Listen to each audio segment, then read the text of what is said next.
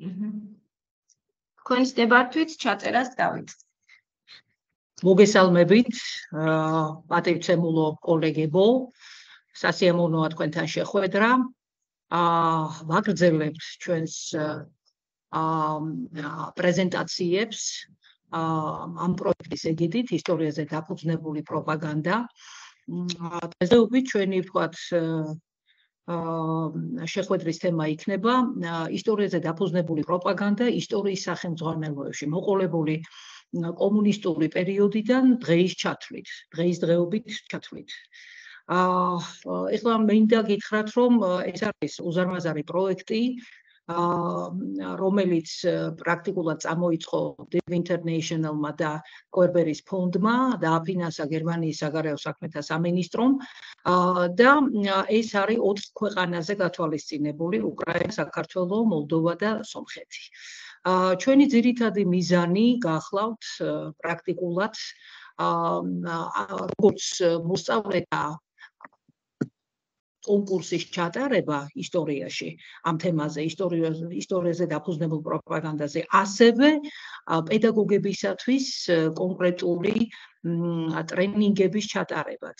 და შემდგომ გარკვეულწილად ამ ტრენინგებთან ერთად, რა თქმა უნდა, უპირველეს ყოვლისა არის წინაპრაზე წამოწეული კვლევა.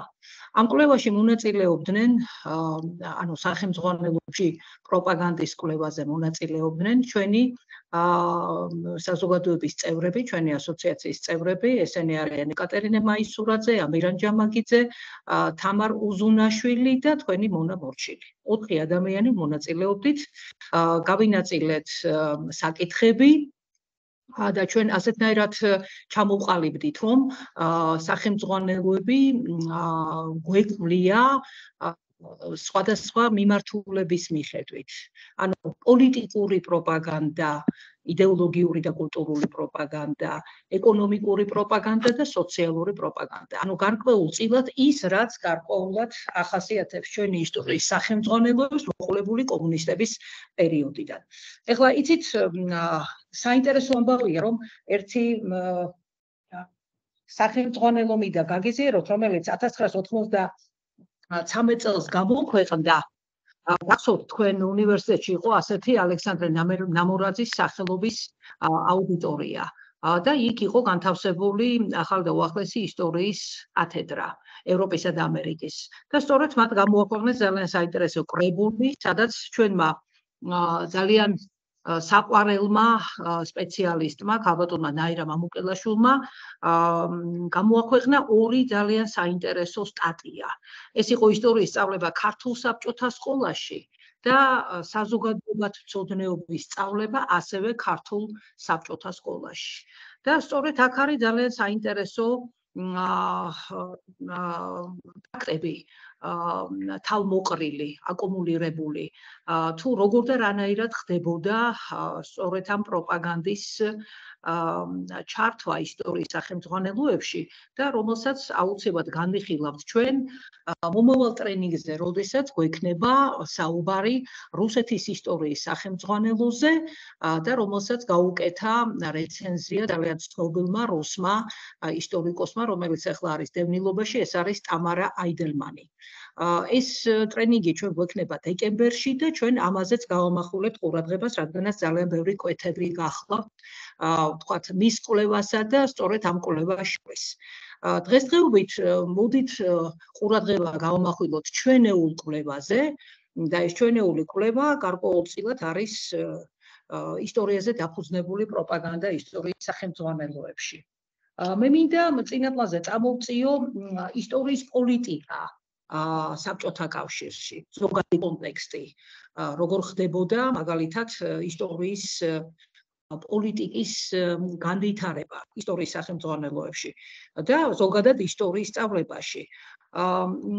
თქვენ ძალიან კარგად მოგახსენებათ, ვინც მაგალითად ძველი თაობის პედაგოგი ბრძანდებით და უპირველეს ყოვლისა ძველად მიიღეთ განათლება უნივერსიტეტებში, რომ ლენინისა და სტალინს, ისევე როგორც მარქსს, მიაჩნდათ, რომ ნაციონალიზმი ზოგადად ბურჟუაზიული მოვლენა იყო. მათი აზრით, ერთი მხრივ ნაციონალიზმი იყო სოციალური და ეკონომიკური უთანასწორობის გამოვლენა ნაციონალისტური ფორმებით. მეორე მხრივ კი ბურჟუაზია მას იყენებდა როგორც ცრუ იდეოლოგიას.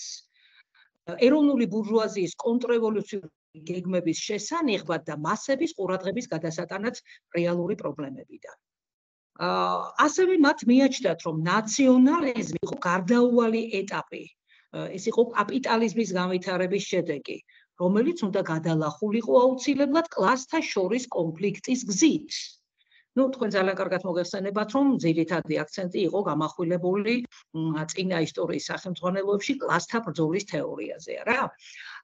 და ამის გამო ლენინი და სტალინი თვლიდნენ, რომ თუ კი საბჭოთა კავშირში არსებულ ეთნიკურ უმცირესობებს მისცემდნენ იმის საშუალებას, რომ საკუთარი ნაციონალისტური ფორმები განევითარებინათ, ბურჟუაზია ნაციონალიზმზე კონტროლს დაკარგავდა. საბჭოთა კავშირის ხელისუფლება კი შეძლებდა, რომ მისი გადალახვა დაეჩქარებინა. ამასთანავე ისინი მიიჩნევდნენ, რომ მცირე ერების ნაციონალიზმი იყო პასუხი დიდი ერების შოვინიზმზე და ამისათვის, რომ საბჭოთა კავშირში შემავალ ეროვნებებს შორის მსგავსი ურთიერთმიმართება აღმოეპყრათ, თავდაპირველად ნაციონალიზმის ერთადერთი ფორმა, რომელსაც ხელს არ უწყობდა საბჭოთა კავშირი, იყო რუსული ნაციონალიზმი, რომელსაც რუსულ შოვინიზმად მოიხსენიებდნენ. ამგვარი მოსაზრებებისა და მიდგომების შედეგი იყო ის, რომ ერთგვარი ამოძირკვის პოლიტიკა, ანუ კორენიზაციის პოლიტიკას მიმართავდნენ საბჭოელები, საბჭოთა იდეოლოგები, რაც ნიშნავდა ლოკალური, არარუსული ეთნიკური იდენტობების მიზანმიმართულ განვითარებას. კორენიზაციის პოლიტიკას ასევე ჰქონდა გავლენა ნაციონალური ისტორიის წერის პროცესზე საბჭოთა კავშირში. თქვენ ძალიან კარგად მოგეხსენებათ, რომ საბჭოთა კავშირში იყო საბჭოთა კავშირის ისტორია, ასევე ნაციონალური ისტორია გარკვეულწილად, ესე იგი, ადაპტირებული და მისადაგებული საბჭოთა კავშირის ისტორიასთან. რა თქმა უნდა, მათ შორის განსხვავება იყო ძალიან მცირე, მხოლოდ და მხოლოდ ფაქტოლოგიური განსხვავება, მხოლოდ იდეოლოგიური და არქიტექტონიკული, ვთქვათ, ერთობა მათ ჰქონდათ ძალიან მსგავსი. მიუხედავად იმისა, რომ ეროვნული ისტორიის წერა არ იკრძალებოდა არარუსულ რესპუბლიკებში, იგივე მაგალითად საბჭოთა საქართველოში, ხო? საბჭოთა ხელისუფლება აქტიურად ეწეოდა პროპაგანდას მარქსისტულ-ლენინურ ისტორიულ მატერიალიზმისა. მარქსისტული ისტორიოგრაფია განსაკუთრებულ ყურადღებას ამახვილებს სოციალურ კლასებსა და ეკონომიკაზე და მიიჩნევს, რომ სწორედ ეს ორი რამ არის ისტორიული მოვლენების მთავარი განმაპირობებელი, ესე იგი, სოციალური კლასები და ეკონომიკა. ამის გამო მარქსისტულ ისტორიოგრაფიაში ყველა ისტორიული მოვლენა განხილულია სწორედ სოციალურ კლასებს შორის ურთიერთმიმართებასა და ეკონომიკის პრიზმიდან. უკლასო საზოგადოება კი მიჩნეულია ისტორიის დასასრულად. ანუ იმის მერე აღარაფერი აღარ მოხდება, თქვენ იცით ამის თაობაზე. აქედან გამომდინარე, საბჭოთა ისტორიკოსებს მოეთხოვებოდათ, რომ ისტორია დაეწერათ კლასობრივი ანალიზის კუთხით. მეტიც, ისტორია სკოლაში ჩანაცვლდა ინტერდისციპლინარული სოციალური მეცნიერებების საგნით. რა იყოს ინტერდისციპლინარული სოციალური მეცნიერება? თქვენ ძალიან კარგად მოგეხსენებათ, ეს იყო საზოგადოებრივი მეცნიერება, ანუ საზოგადოების მცოდნეობა, რომელიც ფოკუსირებული იყო ისეთ საკითხებზე, როგორიც არის კლასთა შორის კონფლიქტი და ბრძოლა, ეკონომიკა, შრომა და ასე შემდეგ. ყველასათვის ცნობილია ის ძალიან ესეთი, ვთქვათ, ესე იგი, ხატოვანი თქმა, რომ შრომამ შექმნა ადამიანი, რა. თუმცა ამგვარი პოლიტიკა წარუმატებელი აღმოჩნდა საერთო იდეალების გარშემო მასობრივი მობილიზაციისათვის, რაც საბჭოთა ხელისუფლებისათვის მნიშვნელოვანი ფაქტორი იყო ინდუსტრიალიზაციისა და განსაკუთრებით მეორე მსოფლიო ომის წინ სამზადისის პროცესში. 30-იან წლებში სტალინმა ისტორიის ახალი პოლიტიკა გაატარა საბჭოთა კავშირში, თქვენ ძალიან კარგად მოგეხსენებათ, რომ წარმატებით დასრულდა ინდუსტრიალიზაციის ერთი ეტაპი და უპირველეს ყოვლისა ეს გულისხმობდა რუსული ნაციონალიზმის გმირების და მითების რეაბილიტაციას.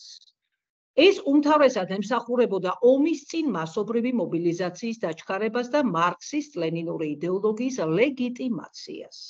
პროცესი კიდევ უფრო დაჩქარდა და გააქტიურდა 1941 წლიდან, ომის დაწყების შემდგომ. 1934 წელს ყველასათვის ცნობილი ვთქვათ წელიწადი გახლავთ სტალინის უშუალო ბრძანებით, რადგანაც სტალინს შეუსრულდა, თქვენ ძალიან კარგად მოგეხსენებათ, მოღვაწეობიდან 10 წლის თავი. სტალინის უშუალო ბრძანებით დაიწყო საბჭოთა კავშირის ისტორიის პირველი სტანდარტიზებული სახელმძღვანელოს წერა. გასაგებია ისთვისაც ჭირდებოდა ეს ყველაფერი, თავისი მოღვაწეობის მაგალითად ისტორიაში შესაყვანად, რაბე თუ ისტორია მაშინ არ არსებობდა, საჭირო იყო ისტორიის წინაპლანზე წამოწევა, რათა ისტორიას აღეწერა მისი მოღვაწეობა.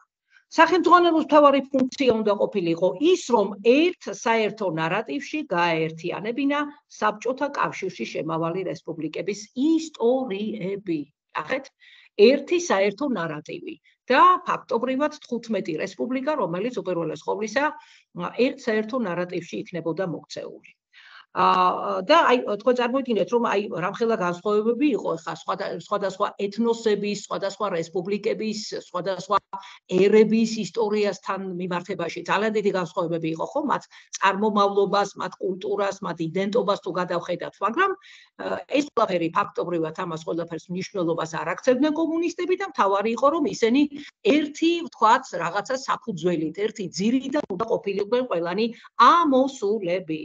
კი ბატონო, ამ საქმისთვის შეიქმნა ისტორიკოსთა რამდენიმე ჯგუფი, რომლებიც რეგულარულად ამზადებდნენ სახელმძღვანელოს სხვადასხვა ვერსიებს და რომელშიც სტალინი პირადად იყო ჩართული. თქვენ იცით ამის თაობაზე, გაგიგიათ, წაგიკითხავთ, კი ბატონო. ხანგრძლივი დისკუსიების მერე, საბოლოოდ 1937 წელს გამოქვეყნდა ვინმე ანდრეი შესტაკოვის მიერ დაწერილი სახელმძღვანელო.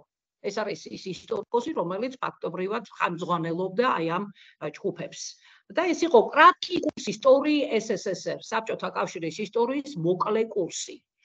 თუმცა მიუხედავად წიგნის სათაურისა, აღნიშნული სახელმძღვანელო რუსეთის ისტორია უფრო იყო ვიდრე დანარჩენი რესპუბლიკების. ახლა ამაზე ძალიან ბევრი გვისაუბრე, ამაზე ძალიან ბევრი ვთქვათ დისკუსია ყოფილა, როგორც გვიანდელ საბჭოთა პერიოდში, ასევე მაგალითად 90-იან წლებში, რომ ეს იყო რუსეთის ისტორია და არა რეალურად საბჭოთა კავშირის ისტორია.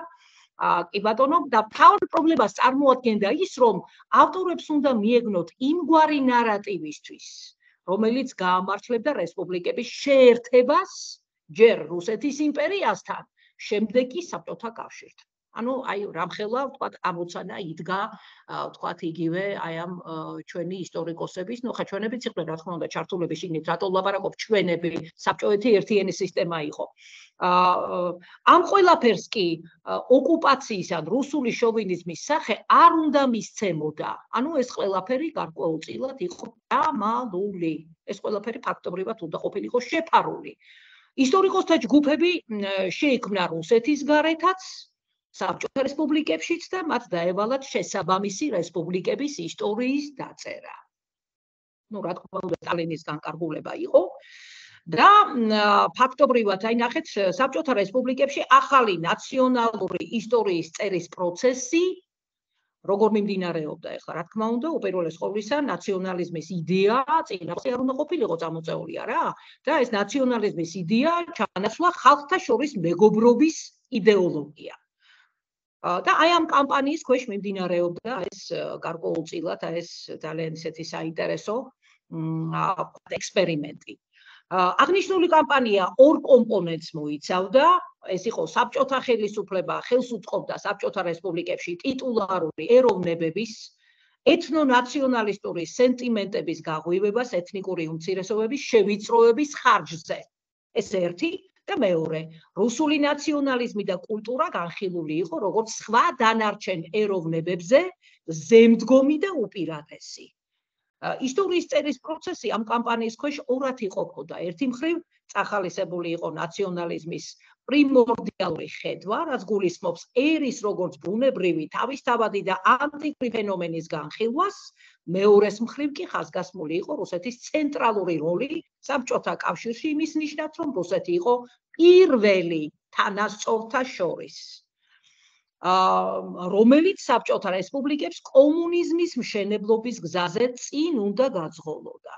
ანუ უფროსი ძმა, ნუ ახლა ასეთნაირად რომ შევრაცხოთ გარკვეულწილად აბსოლუტურად იდენტური რა არის. შედეგად საბჭოთა რესპუბლიკებში ნაციონალისტური და პატრიოტული სენტიმენტების აქტიური პროპაგანდა მიმდინარეობდა. თუმცა იჩაგრებოდნენ სხვადასხვა რესპუბლიკაში მცხოვრები ეთნიკური უმცირესობები. ითვლებოდა, რომ მათ უნდა განეცადათ ასიმილირება ტიტულარულ ეროვნებებთან. საბჭოთა ხელისუფლება აქტიურად უჭერდა მხარს სხვადასხვა ერების ნაციონალური კულტურის ელემენტების წარმოჩენას. ამისათვის მოსკოვში იმართებოდა ხოლმე ეროვნული კულტურის კვირეულები, რომლის ფარგლებშიც საბჭოთა რესპუბლიკებიდან დელეგაციები ჩადიოდნენ მოსკოვში და აწყობდნენ სხვადასხვა გამოფენებს, ლიტერატურულ შეხვედრებსა და სხვადასხვა აღდგენებს. ქართული დელეგაცია რუსეთში 1927 წელს ჩავიდა და დიდი ზარზეებით ჩაატარა ქართული მწერლობის, მუსიკის, ცეკვისა და ხელოვნების და სხვა დარგების პრეზენტაცია. ორგანიზებაზე ოფიციალურად პირველად გაისმა ისეთი ეპიტეტი საქართველოს მიმართ, რომელიც ყველამ ვიცით, როგორიც არის მაგალითად სოლნეჩნაია გრუზია, მზიანი საქართველო. გარდა ამისა, ითვლებოდა, რომ ყველა რესპუბლიკას უნდა ჰყოლოდა ეროვნული პოეტი, რის გამოც პუშკინის, რუსთაველის, შევჩენკოს და სხვა რესპუბლიკების პოეტების ნაშრომები აქტიურად ითარგმნებოდა რუსულად და ვრცელდებოდა სრულიად საბჭოთა კავშირის მასშტაბით. აი, ამიტომაც 1927 წელს მოგეხსენებათ თქვენ, ესე იგი ფაქტობრივად დაიშვა რუსთაველი, როგორც ეგეთი ეფხისტყაოსანი, იქამდე ფაქტობრივად იყო მსჯელობა იმასთან დაკავშირებით იქნება თუ არა მაგალითად რუსთაველი ვთქვათ განათლების სისტემაში როგორც ერთ-ერთი ვთქვათ თემა შესასწავლად და ამის მერე გარკვეულწილად უკვე დაიშვა რუსთაველი ოფიციალურად, არა? და რა თქმა უნდა, მასთან ერთად დაიშვა ასევე ილია ჭავჭავაძეს, რომელსაც 100 წლის თავის იუბილე გადაუხადეს საქართველოში 1927 წელს. კი ბატონო, ესე იგი, ამ პოლიტიკამ გავლენა იქონია ისტორიის წერის პროცესზეც, რა თქმა უნდა, საბჭოთა რესპუბლიკებში და ისტორიკოსთა ჯგუფებს დავალებული ჰქონდათ, რომ კონკრეტულ რესპუბლიკაში ტიტულარული ეროვნებების ისტორია დაეწერათ პრიმორდიალური და პატრიოტული პერსპექტივიდან. ხა პატრიოტობა ძალიან მოდაში იყო იმ პერიოდში, იმდენად, რამდენადაც უკვე უახლოვდებოდით მეორე მსოფლიო ომს, არა? ეს ძალიან კარგად იცოდა კომუნისტური პარტიის, ვთქვათ, ლიდერობა. მაგრამ სხვადასხვა რესპუბლიკების ისტორიის სახელმძღვანელოებში წარმოდგენილი ნარატივის შესაბამისობაში უნდა ყოფილიყო ხსენებული შესტაკოვის წიგნთან, ანუ საბჭოთა კავშირის მოკლე ისტორიასთან, ხო? ისტორიკოსთა ამგვარი ჯგუფები მუშაობდნენ სრულიად საბჭოთა კავშირის მასშტაბით და არც საქართველო არ იყო გამონაკლისი. თქვენ ძალიან კარგად მოგეხსენებათ ფაქტობრივად ეს 30-იანი წლების ძალიან ისეთი რთული პერიოდი საქართველოში, უნივერსიტეტში, ივანე ჯავახიშვილის ამბავით, უნივერსიტეტიდან მისი გარიცხვა, გაგდება, შემდგომ, ესე იგი, მოხდა ისე, რომ ივანე ჯავახიშვილის მიმართ საბჭოთა ხელისუფლების დამოკიდებულება რადიკალურად იცვლება და 1936 წლიდანვე ის სათავეში ჩაუდგა საქართველოს სახელმწიფო მუზეუმის საქართველოს ისტორიის განყოფილებას. დაინიშნა კავკასიათმცოდნეობის სამეცნიერო-კვლევითი ინსტიტუტის მეცნიერ კონსულტანტად და 1937 წელს გახდა რუსთაველის სახელობის მუზეუმის დირექტორი. 39-ში კი აირჩიეს საბჭოთა კავშირის მეცნიერებათა აკადემიის ნამდვილ წევრად. ასევე მან ნიკო ბერძენიშვილთან და სიმონ ჯანაშიასთან ერთად საქართველოს ისტორიის პირველ ოფიციალურ სახელმძღვანელობაზე მუშაობა დაიწყო. საქართველოს ისტორია უძველესი დროიდან მე-19 საუკუნის დამდეგამდე პირველი ვერსია 1940 წელსვე უკვე იყო მზად, თუმცა გამოიცა 1953 წელს. დღესდღეობით ძალიან ცნობილია სწორედ ამ პერიოდის, ვთქვათ, ესე იგი, სახელმძღვანელო, რომელიც, ვთქვათ, მისი ხელახალი, ვთქვათ, გამოცემა გამოიცა და, ვთქვათ, ვრცელდება ჩვენ საზოგადოებაში. ივანე ჯავახიშვილის გარდაცვალების შემდეგ 1945 წელს კი ბერძენიშვილი და ჯანაშია სტალინს შეხვდნენ ქალაქ სოჭში, რის შესახებაც ბერძენიშვილის მემუარებიდან ვგებულობთ. პირადად მისგან მიიღეს ინსტრუქციები სახელმძღვანელოში შესატან ცვლილებებზე და საბოლოო ვერსია 1946 წელს დაიბეჭდა. ამავე სახელმძღვანელომ სტალინის პრემიაც დაიმსახურა. საბჭოთა ხელისუფლების დამოუკიდებლობის ამგვარ რადიკალურ ცვლილებას მოკლედ დროში ზოგიერთი ისტორიკოსი მითხსნის, რომ ივანე ჯავახიშვილის შესახებ ცნობებმა სტალინის ყურამდე მიაღწია.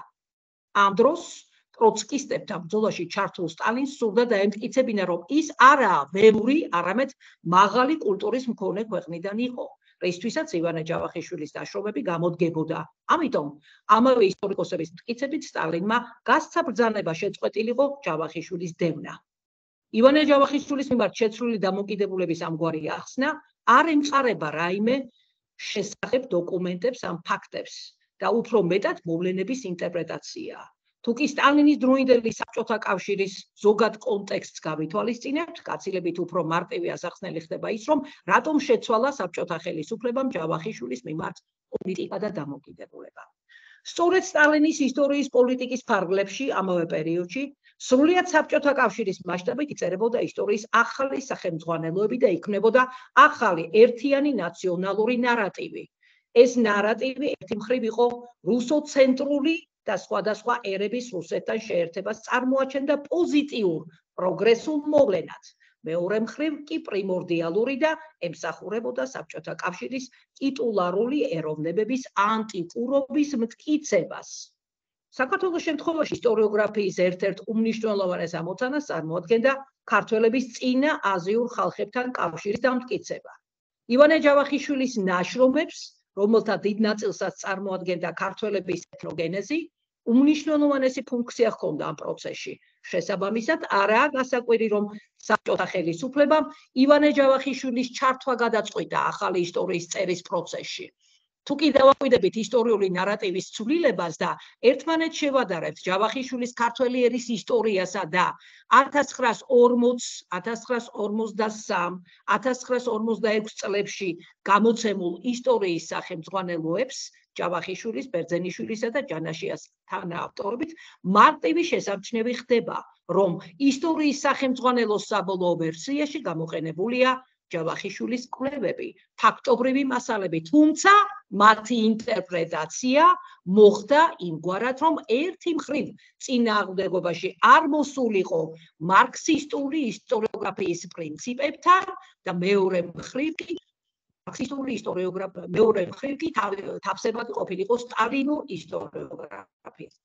ამ პერიოდიდან ქართულ ისტორიოგრაფიაში ჩნდება ისეთი კონცეფტები, როგორიც არის რუსეთი, როგორც უმცირესი მონოტება საქართველოს სხვა პოტენციურ დამპყრობლებს შორის და კიდევ ერთი რუსეთის გავლით ევროპისკენ. აი ეს ორი ძალიან საინტერესო კონცეფტი და ასე შემდეგ. შესაბამისად, შესაძლებელია დავასკვნათ, რომ ჯავახიშვილის მიმართ საბჭოთა ხელისუფლების დამოუკიდებლობის ცვლილება განპირობებული იყო არა სტალინის სენტიმენტებით საკუთარი სამშობლოს მიმართ, არამედ სრულიად პრაგმატული მოტივით, რომ ჯავახიშვილის შრომებისა და მათი ახლებური ინტერპრეტაციის საფუძველზე შექმნილიყო ახალი ისტორიული ნარატივი, რომელიც თავსებადი იქნებოდა საერთო საბჭოთა ისტორიულ ნარატივთან. როგორც ჩანს, ნიკო ბერძენიშვილის მიერ 1936 წლის დისკუსიაზე გაჟღერებული მოსაზრება, რომ ივანე ჯავახიშვილის მიერ მოპოვებულ და აღმოჩენილ ფასდაუდებელ ფაქტებს საბჭოთა ისტორიკოსებს ახლებურად კრიტიკულად უნდა გაეაზრებინათ და მარქსისტულ-ლენინური ისტორიული მეთოდის მიხედვით ხელახლა შეეფასებინათ.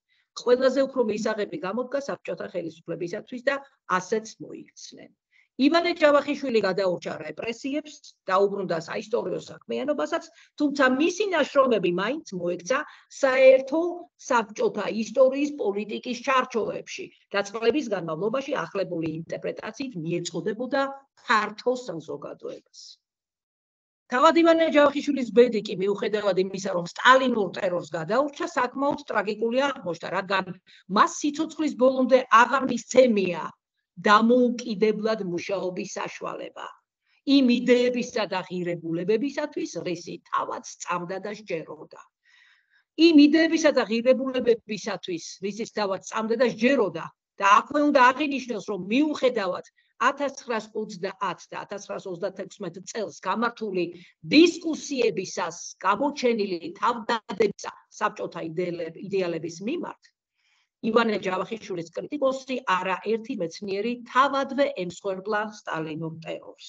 მათ შორის იყვნენ ივანე ვაშაყმაძე, რომელიც 1927 წელს დახვრიტეს ტროცკისტობის ბრალდებით და კარლო ორაგველიძე, რომელსაც ბრალად ედებოდა, რომ მალაქია ტოროშელიძის დავალებით სახელმწიფო უნივერსიტეტში ჩამოაყალიბა მემარჯვენე ტროცკისტური ორგანიზაცია და ხელმძღვანელობდა მას.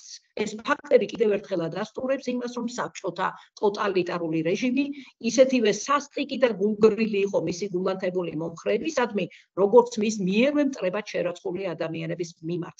საკმარისი იყო მცირე ინტერესთა კონფლიქტი საბჭოთა მაღალ ჩინოსანთან, ერთი დასმენა ან ერთი უბრალოდ ეჭვი, რომ სისტემა განურჩევლად წირავდა ყველას, ვინც მისთვის გამოუსადეგარი იყო. აქვე აღსანიშნავია, რომ იმდროინდელი საბჭოთა კონიუნქტურის პირობებში ბერძენიშვილის, ჭანაშიას და ზოგიერთი სხვა ისტორიკოსების გამოსვლები 1936 წლისთვის არ იყო მარტივი და შეიძლება ითქვას მამაცობასაც მოითხოვდა. მაშინ, როდესაც სისტემა აქტიურ პროპაგანდას ეწეოდა და საბჭოთა ადამიანებს მოუწოდებდა ავლით მოროზოვობისაკენ. ისტორიკოსებისათვის ურთულესი ამბავი იყო ჯავახიშვილისათვის კვლავ თავიანთი მასწავლებელი ეწოდებინათ და მსგავსად მოზომილად შეეფასებინათ. ეხლა ეს ყველაფერი იმისთვის მოვიყვანე, რომ თქვენთვის ცხადი და საცნაური გახდეს, თუ რა პირობებში ვითარდებოდა საბჭოთა პერიოდიდან მოყოლებული ჩვენი ისტორიის სახელმძღვანელოები. იული არ იყო ამ ყველაფრიდან გამოსვლა და ამ ყველაფრის ერთგვარად გადაფასება. და დღესაც მაგალითად, ესე იგი ზოგიერთ სახელმძღვანელოში ჩვენ მაგალითად ძალიან დიდი შრომა გავწიეთ და პრაქტიკულად 4 ადამიანი ვმუშაობდით დაახლოებით თვენახევრის განმავლობაში, გადავათვალიერეთ კერა და შევისწავლეთ ისტორიის სახელმძღვანელოები და გარკვეულწილად ცოტა არ იყოს დავრჩით გაუგნებული იმასთან დაკავშირებით, რომ დღესაც ხდება სახელმძღვანელოებში ჩვენ და სამწუხაროდ ვთქვათ პროპაგანდისტული მექანიზმების ვთქვათ აღმოჩენა, პროპაგანდისტული მექანიზმების აღმოჩენა დღევანდელ სახელმძღვანელოებში, რომელიც მაინც და მაინც კარგი კუთხით არ შეიძლება რომ იყოს განხილული, რადგანაც ჩვენ ყოველთვის ვლაპარაკობთ რომ ისტორიის სწავლება და ისტორიის შესწავლა, ვთქვათ, სკოლაში უნდა იყოს აუცილებლად ესე იგი პოლიტიკისაგან და იდეოლოგიისაგან და რა თქმა უნდა პროპაგანდისაგან დაცლილი. და არ შეიძლება მაგალითად კონკრეტულ შემთხვევაში რომ ისტორიის სახელმძღვანელოებში ასეთი ტიპის, ვთქვათ, ინფორმაცია და ასეთი ტიპის რიტორიკა გაგვეპაროს. ეხლა რაც შეეხება ჩვენ სახელმძღვანელოებს და რაც შეეხება გარკვეულწილად 80-იანი წლებიდან მოყოლებული დღემდე სახელმძღვანელოებს. ეს არ არის მარტივი საქმე, ძალიან რთული საქმე, რამე თუ ეს სახელმძღვანელოები ერთმანეთისაგან რადიკალურად განსხვავდებიან. და მინდა გითხრათ, რომ უპირველეს ყოვლისა ეს რადიკალური განსხვავება არის ნარატივს შორის, წყაროებთან მიმართებაში, რა თქმა უნდა, თვალსაჩინოების მასალასთან მიმართებაში, ეს ყველაფერი ძალიან ერთმანეთისაგან აბსოლუტურად განსხვავებულია და აბსოლუტურად სხვადასხვა განწყობასა და სხვადასხვა შეხედულებას ქმნის და რა თქმა უნდა, უპირველეს ყოვლისა მოქმედებს ადამიანთა შეხედულებებზე, მოქმედებს ადამიანთა მრწამსზე, მოქმედებს ადამიანთა გემოვნებაზე და რა თქმა უნდა, უყალიბდება ადამიანთა სხვადასხვანაირი შეხედულებები ისტორიასთან მიმართებაში. სახელმძღვანელოზე თქვენ ძალიან კარგად მოგეხსენებათ, რომ ძალიან ბევრი რამ არის დამოკიდებული ისტორიის პედაგოგები ბრძანდებით და უპირველეს ყოვლისა სახელმძღვანელო არის ის ძირითადი, ვთქვათ, ესე იგი წყარო, რომლიდანაც შეიძლება ითქვას, რომ აიგოს ისტორიული ცოდნა სკოლაში და შემდგომში მასზე დაშენდეს უკვე სხვა დანარჩენი, ვთქვათ, ესე იგი აქტივობების შედეგად, ინფორმაციების მიწოდების შედეგად უკვე ესე იგი ცოდნის განვითარება მოხდეს ამ ყველაფრიდან გამომდინარე. მაგრამ ისტორიის სახელმძღვანელო ეს არის ისეთი, ვთქვათ, საფუძველი, რომელიც არ შეიძლება იყოს დაუბალანსებელი. არ შეიძლება იყოს დაუბალანსებელი და არ შეიძლება მხოლოდ სულ მაგაზე ვლაპარაკობ, რომ ისტორიის სახელმძღვანელო იყოს მხოლოდ პოლიტიკური ფაქტებით და პოლიტიკური ნარატივით დატვირთული. აი აქ ძალიან ისეთი ბალანსი უნდა იყოს აბსოლუტურად ყველანაირი ინფორმაციისა და უპირველეს ყოვლისა, სხვათა შორის ეს ინფორმაციები არ უნდა ემსახურებოდეს, რა თქმა უნდა, უპირველეს ყოვლისა პროპაგანდას. ნუ თქვენ ძალიან კარგად მოგეხსენებათ, რომ პროპაგანდა არის ინფორმაციის მიწოდების ფორმა, აქ მასშიც მაქვს ვთქვათ პრეზენტაციაშიც, რომელიც გულისხმობს საკომუნიკაციო საშუალების მიზანმიმართულ გამოყენებას ადამიანთა გონებაზე, ემოციებზე და ქცევაზე სასურველი ზემოქმედების მიზნით. ნუ ჩვენ პირველად პროპაგანდა გავიგეთ პროპაგანდა ფიდეს მეშვეობით, ეს იყო იტალიაში არსებული ორგანიზაცია, რომლის ძირითადი მიზანიც იყო, რა თქმა უნდა, უპირველეს ყოვლისა ბეჭდური ვთქვათ, ესე იგი გამოცემების ჩამოყალიბება და მისი მიწოდება საზოგადოებისათვის და გარკვეულწილად ეს იყო მისი ძირითადი მიზანი და გარკვეულად ჩვენ ძალიან ესეთი მადლიერებით გვინდა მოვიხსენიოთ ეს პროპაგანდა ფიდეს ორგანიზაცია, რომელმაც გარკვეულად საქართველოს ვთქვათ, ესე იგი ისტორიაზეც იმოქმედა და უპირველეს ყოვლისა ვახტანგ მეექვსის პერიოდიდან ჩვენ გვაქვს ბეჭდური ვთქვათ, ვეფხისტყაოსანი და სხვადასხვა გამოთემებია რა. რაც მთავარია პროპაგანდის საშუალებით ადამიანის შეხედულებებზე, აზრებზე, ზოგადად ცნობიერებაზე, სხვადასხვა სიმბოლოების საშუალებით, სიტყვით, ლოზუნგებით, მუსიკით, მედია საშუალებებით ხორციელდება იდეური ზეწოლა ჩვენ და სამწუხაროდ. მიზნის მისაღწევად პროპაგანდისტი პირი, რომელიც ეწევა პროპაგანდას გვერდსულის ან ამახინჯებს მნიშვნელოვან ფაქტებს და ცდილობს აუდიტორიას მიაწოდოს მხოლოდ მისთვის მისაღები ინფორმაცია. მისთვის ვთქვათ საჭირო ინფორმაცია, რომლითაც გარკვეულად შეიძლება ითქვას, რომ ვთქვათ, ესე იგი ხელმძღვანელობს ესე იგი ამა თუ იმ აუდიტორიაზე ზემოქმედებას, არა?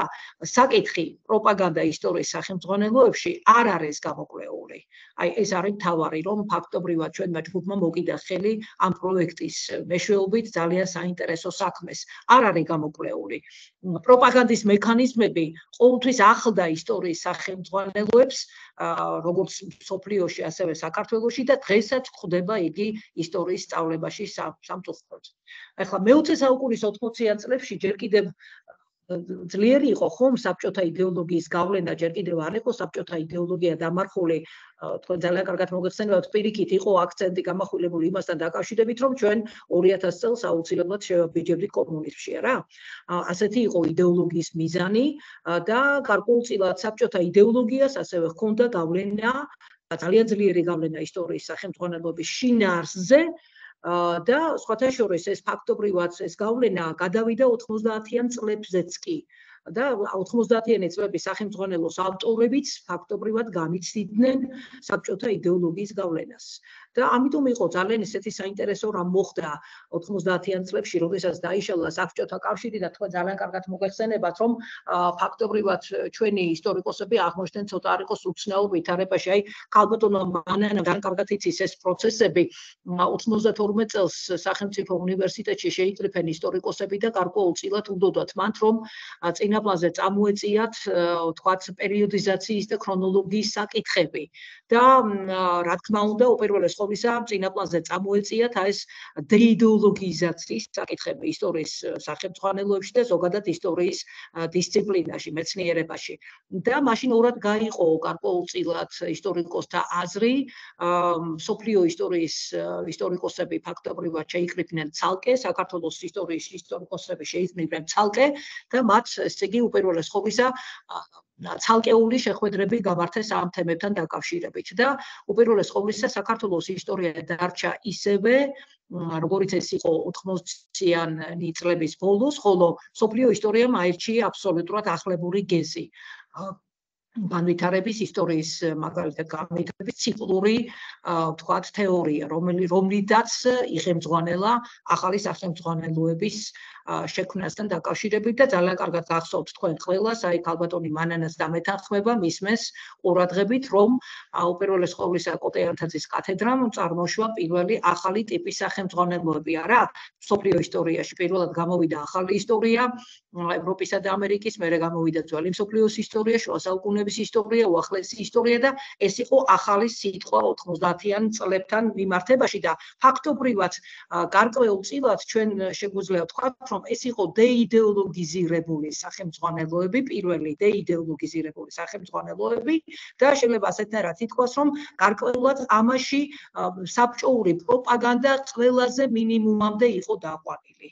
აი შეიძლება ასეთ რა თითქოს რომ თუ კი გადავათვალიერებთ ამ სახელმძღვანელოებს, არც ერთი მაგალითი დაინტერესდით ყოლეგებოდა ნახეთ, ფაქტობრივად მე ვერ შევამჩნიე ვერც ერთ მაგალითად სახელმძღვანელოს, რომელიც 90-იან წლებში გამოვიდა და მით სარგებლობდით ჩვენ, მათ სახელმძღვანელობით სარგებლობდით ჩვენ, რომ არც ერთი საბჭოური კლიშე, არც ერთი საბჭოური მაგალითად პროპაგანდა არ დევს ამ სახელმძღვანელოებში იმდენად სახეცვლილია და იმდენად სულსხვანაირად არის, სულსხვანაირ ყაიდაზე არის გაკეთებული. რასაც ვერ ვიტყვით სამწუხაროდ 90-იან წლებში გამოცემულ საქართველოს ისტორიის სახელმძღვანელოებზე, რომელიც ისევ ძველი ფორმატით, ვთქვათ, შეიძლება ითქვას, ესე იგი, ეტა უკაცრავად, მაგრამ აქ ის იმის პრობლემა არის. მე მგონი შეერთება ბატარია კი შევა. ძალიან დიდი ბოდიში ერთი წუთით ტექნიკური პრობლემაა, ხო? და აქედან გამომდინარე, ნახეთ ძალიან ესეთი ის გახლავთ ეს საკითხი გახლავთ ძალიან რთული საკითხი, რომელიც უპირველეს ყოვლისა შემდგომ პერიოდში, რა თქმა უნდა, ცოტა გამოსწორდა, მაგრამ შემდგომ პერიოდში კიდევ სხვა კონკრეტული, ვთქვათ, ესე იგი, პრობლემები გაუჩნდა ისტორიის სახელმძღვანელოებს. კონკრეტული პრობლემები გაუჩნდა ისტორიის სახელმძღვანელოებს. ნუ საბჭოთა პერიოდში თქვენ ძალიან კარგად მოგეხსენებათ, რომ აღარ გავიმეორებ საფუძვლად ედო მარქსისტურ-ლენინური იდეები და მინდა მაგალითად მოგაწოდოთ ლენინის განმარტება. ვთქვათ, ამასთან დაკავშირებით. მივცეთ განსაზღვრული ფორმაციის სურათი მის ზუსტ მეცნიერულ ახსნასთან ერთად. უზრუნველყოთ ისტორიული მოვლენების შესწავლა იმგვარად, რათა არ იყოს ზერელობა, რათა იცოდნენ ფაქტები. ნუ აი ფაქტებზე იყო ორიენტაცია ძირითადად საბჭოთა პერიოდში, ძალიან კარგად გახსოვთ ისტორიის სახელმძღვანელოები, ისტორიის სასწავლო კურსები მოსწავლეებს თანმიმდევრულად აცნობს ადამიანთა საზოგადოების განვითარებას უძველესი დროიდან დღემდე და ამგვარი სწავლება საშუალებას იძლეოდა შეექმნათ მოსწავლეებისათვის ისტორიული პროცესის, როგორც ერთი საზოგადოებრივი ეკონომიკური ფორმაციიდან მეორეში კანონზომიერი გადასვლის მეცნიერული გაგება, თვით კომუნიზმის გამარჯვება. ეს იყო ძირითადი მიზანი ჩვენი ისტორიის სახელმძღვანელოებისა საბჭოთა პერიოდში. ეხლა მე-20 საუკუნის 80-იან წლებში დაბეჭდილი და გამოცემული ისტორიის სახელმძღვანელოების შინაარსის ყველა კომპონენტი მართულია მარქსისტულ ლენინური იდეოლოგიით. ისტორია წარმოდგენილია როგორც ორი დაპირისპირებული კლასის ბრძოლა პირველობისათვის. ამ პერიოდში საბჭოთა სისტემის იდეოლოგიური საქმიანობა საკმაოდ მოქნილი და ეფექტური იყო. მის ეფექტურობას გამოყენებული მეთოდოლოგია განაპირობებდა, რომელიც ფაქტობრივად დეზინფორმაციას უგულებელყოფდა. თითოეული საკითხი საკმაოდ ფართოდ და დეტალურად იყო გაშუქებული, ჩვენ ამის მოწმენი ვართ, მაგრამ მოქმედებდა შერჩევითობის პრინციპი, რაც გულისხმობდა ისტორიიდან პარტიისა და პოლიტიკური იდეოლოგიისათვის სასურველი მოვლენების, ფაქტებისა და ისტორიული პიროვნებების წინა პლანზე წამოწევას. განსაკუთრებით სამხრივად და მიკორძულოეთ იყო კაპიტალისტური ქვეყნების თანამედროვე ისტორია. თქვენ იცით ამის თაობაზე, ვთქვათ, რა აზრის იყვნენ კომუნისტები აი ამ კაპიტალისტურ, ვთქვათ, საზოგადოებაზე და ზოგადად კაპიტალისტურ სახელმწიფოებზე. გასული საუკუნის 90-იან წლებში, თქვენ კარგად იცით უკვე ვილაპარაკეთ ამაზე, საქართველოს უახლესი ისტორიისთვის ერთ-ერთი ყველაზე ბნელი და სისხლიანი პერიოდია, ხო? დამოუკიდებლობა ქვეყანას ძალიან ძვირად დაუჯდა, ჩამოქცეული სახელმწიფო ინსტიტუტები თავის ფუნქცია-მოვალეობებს ვეღარ ასრულებდნენ, ამიტომაც ახალი საბჭოთა იდეოლოგიისაგან დაცლილი სახელმძღვანელობის გამოცემა საკმაოდ დაგვიანდა. 1995 წლამდე სკოლებში ძველი საბჭოთა სახელმძღვანელოები გამოიყენებოდა. ახლა ერთია მინდა გითხრათ, რომ ფაქტობრივად სახელმძღვანელობისათვის მუშაობა დაიწყო 1992 წლიდან, მაგრამ მაშინ მოქმედებდა ასეთი მიდგომა, რომ ესე იგი გაკეთებული და შექმნილი სახელმძღვანელო სკოლაში გადიოდა ერთწლიან წელიწადნახევრიან გამოცდას. და შეიძლება ასეთნაირად ითქვას, რომ ფაქტობრივად ეს გამოცდა ყველა სკოლაში გარკვეულწილად საკმაოდ ხანგრძლივ პერიოდს მოიცავდა, ამიტომაც უცბად ვერ იქნა ჩაშვებული ახალი სახელმძღვანელოები, როგორც ახლა ხდება ხოლმე. არ მინდა ვინმე კრიტიკის კუთხით მიიღოს ეს ყველაფერი, მაგრამ წარმოუდგენელია სამ თვეში შექმნილი სახელმძღვანელოები მეოთხე თვეში გადაეცეს სკოლას უკვე როგორც სასწავლო, ვთქვათ, ესე იგი, ინსტრუმენტი იმისათვის, რომ გარკვეულად მან კარგად ვერ გაიაროს სკოლაში პილოტირება და ასეთნაირად შევიდეს, რომ გარკვეულად მასწავლებელსაც არ ჰქონდეს წარმოდგენა, თუ რა ტიპის სახელმძღვანელოა, რა ტიპის წყაროებია, რა ტიპის მაგალითად მეთოდიკაა შემუშავებული და ასე შემდეგ და ასე შემდეგ. მაგრამ მაშინ არსებობდა ასეთი გამოცდილება, რომ სახელმძღვანელოს უნდა გაიარა ერთწლიანი, წელიწადნახევრიანი პილოტირება სკოლაში და შემდგომ, როდესაც შეჯერდებოდა უკვე პედაგოგებთან გაკვეთილებზე, მოქნილი გახდებოდა ეს სახელმძღვანელო თავის რეკომენდაციებით და შენიშვნებით პედაგოგების მხრიდან, მერე უკვე ჩამოყალიბდებოდა უკვე სრულფასოვანი ხედვაც და სრულფასოვანი სახელმძღვანელოც მიეწოდებოდათ მათ ბაზარზე. კი ბატონო, 90-იანი წლების მეორე ნახევარში ნელ-ნელა გამოჩნდა ახალი ქართველი ავტორების მიერ შექმნილი ისტორიის სასკოლო სახელმძღვანელოების სწავლების სტრუქტურა გასული 10 წლეულების მსგავსი დარჩა, მაგრამ შინაარსი შეიცვალა. ცვლილება მარქსისტურ-ლენინური იდეოლოგიისაგან და სოციალურ-ეკონომიკური ისტორიისაგან გათავისუფლებაში გამოიხატა, როგორც უკვე გითხარით, მსოფლიო ისტორიის სახელმძღვანელოში. სახელმძღვანელოში საზოგადოებრივი ცხოვრების ყველა ასპექტის თანაბრად გაშუქების ტენდენცია შეინიშნება.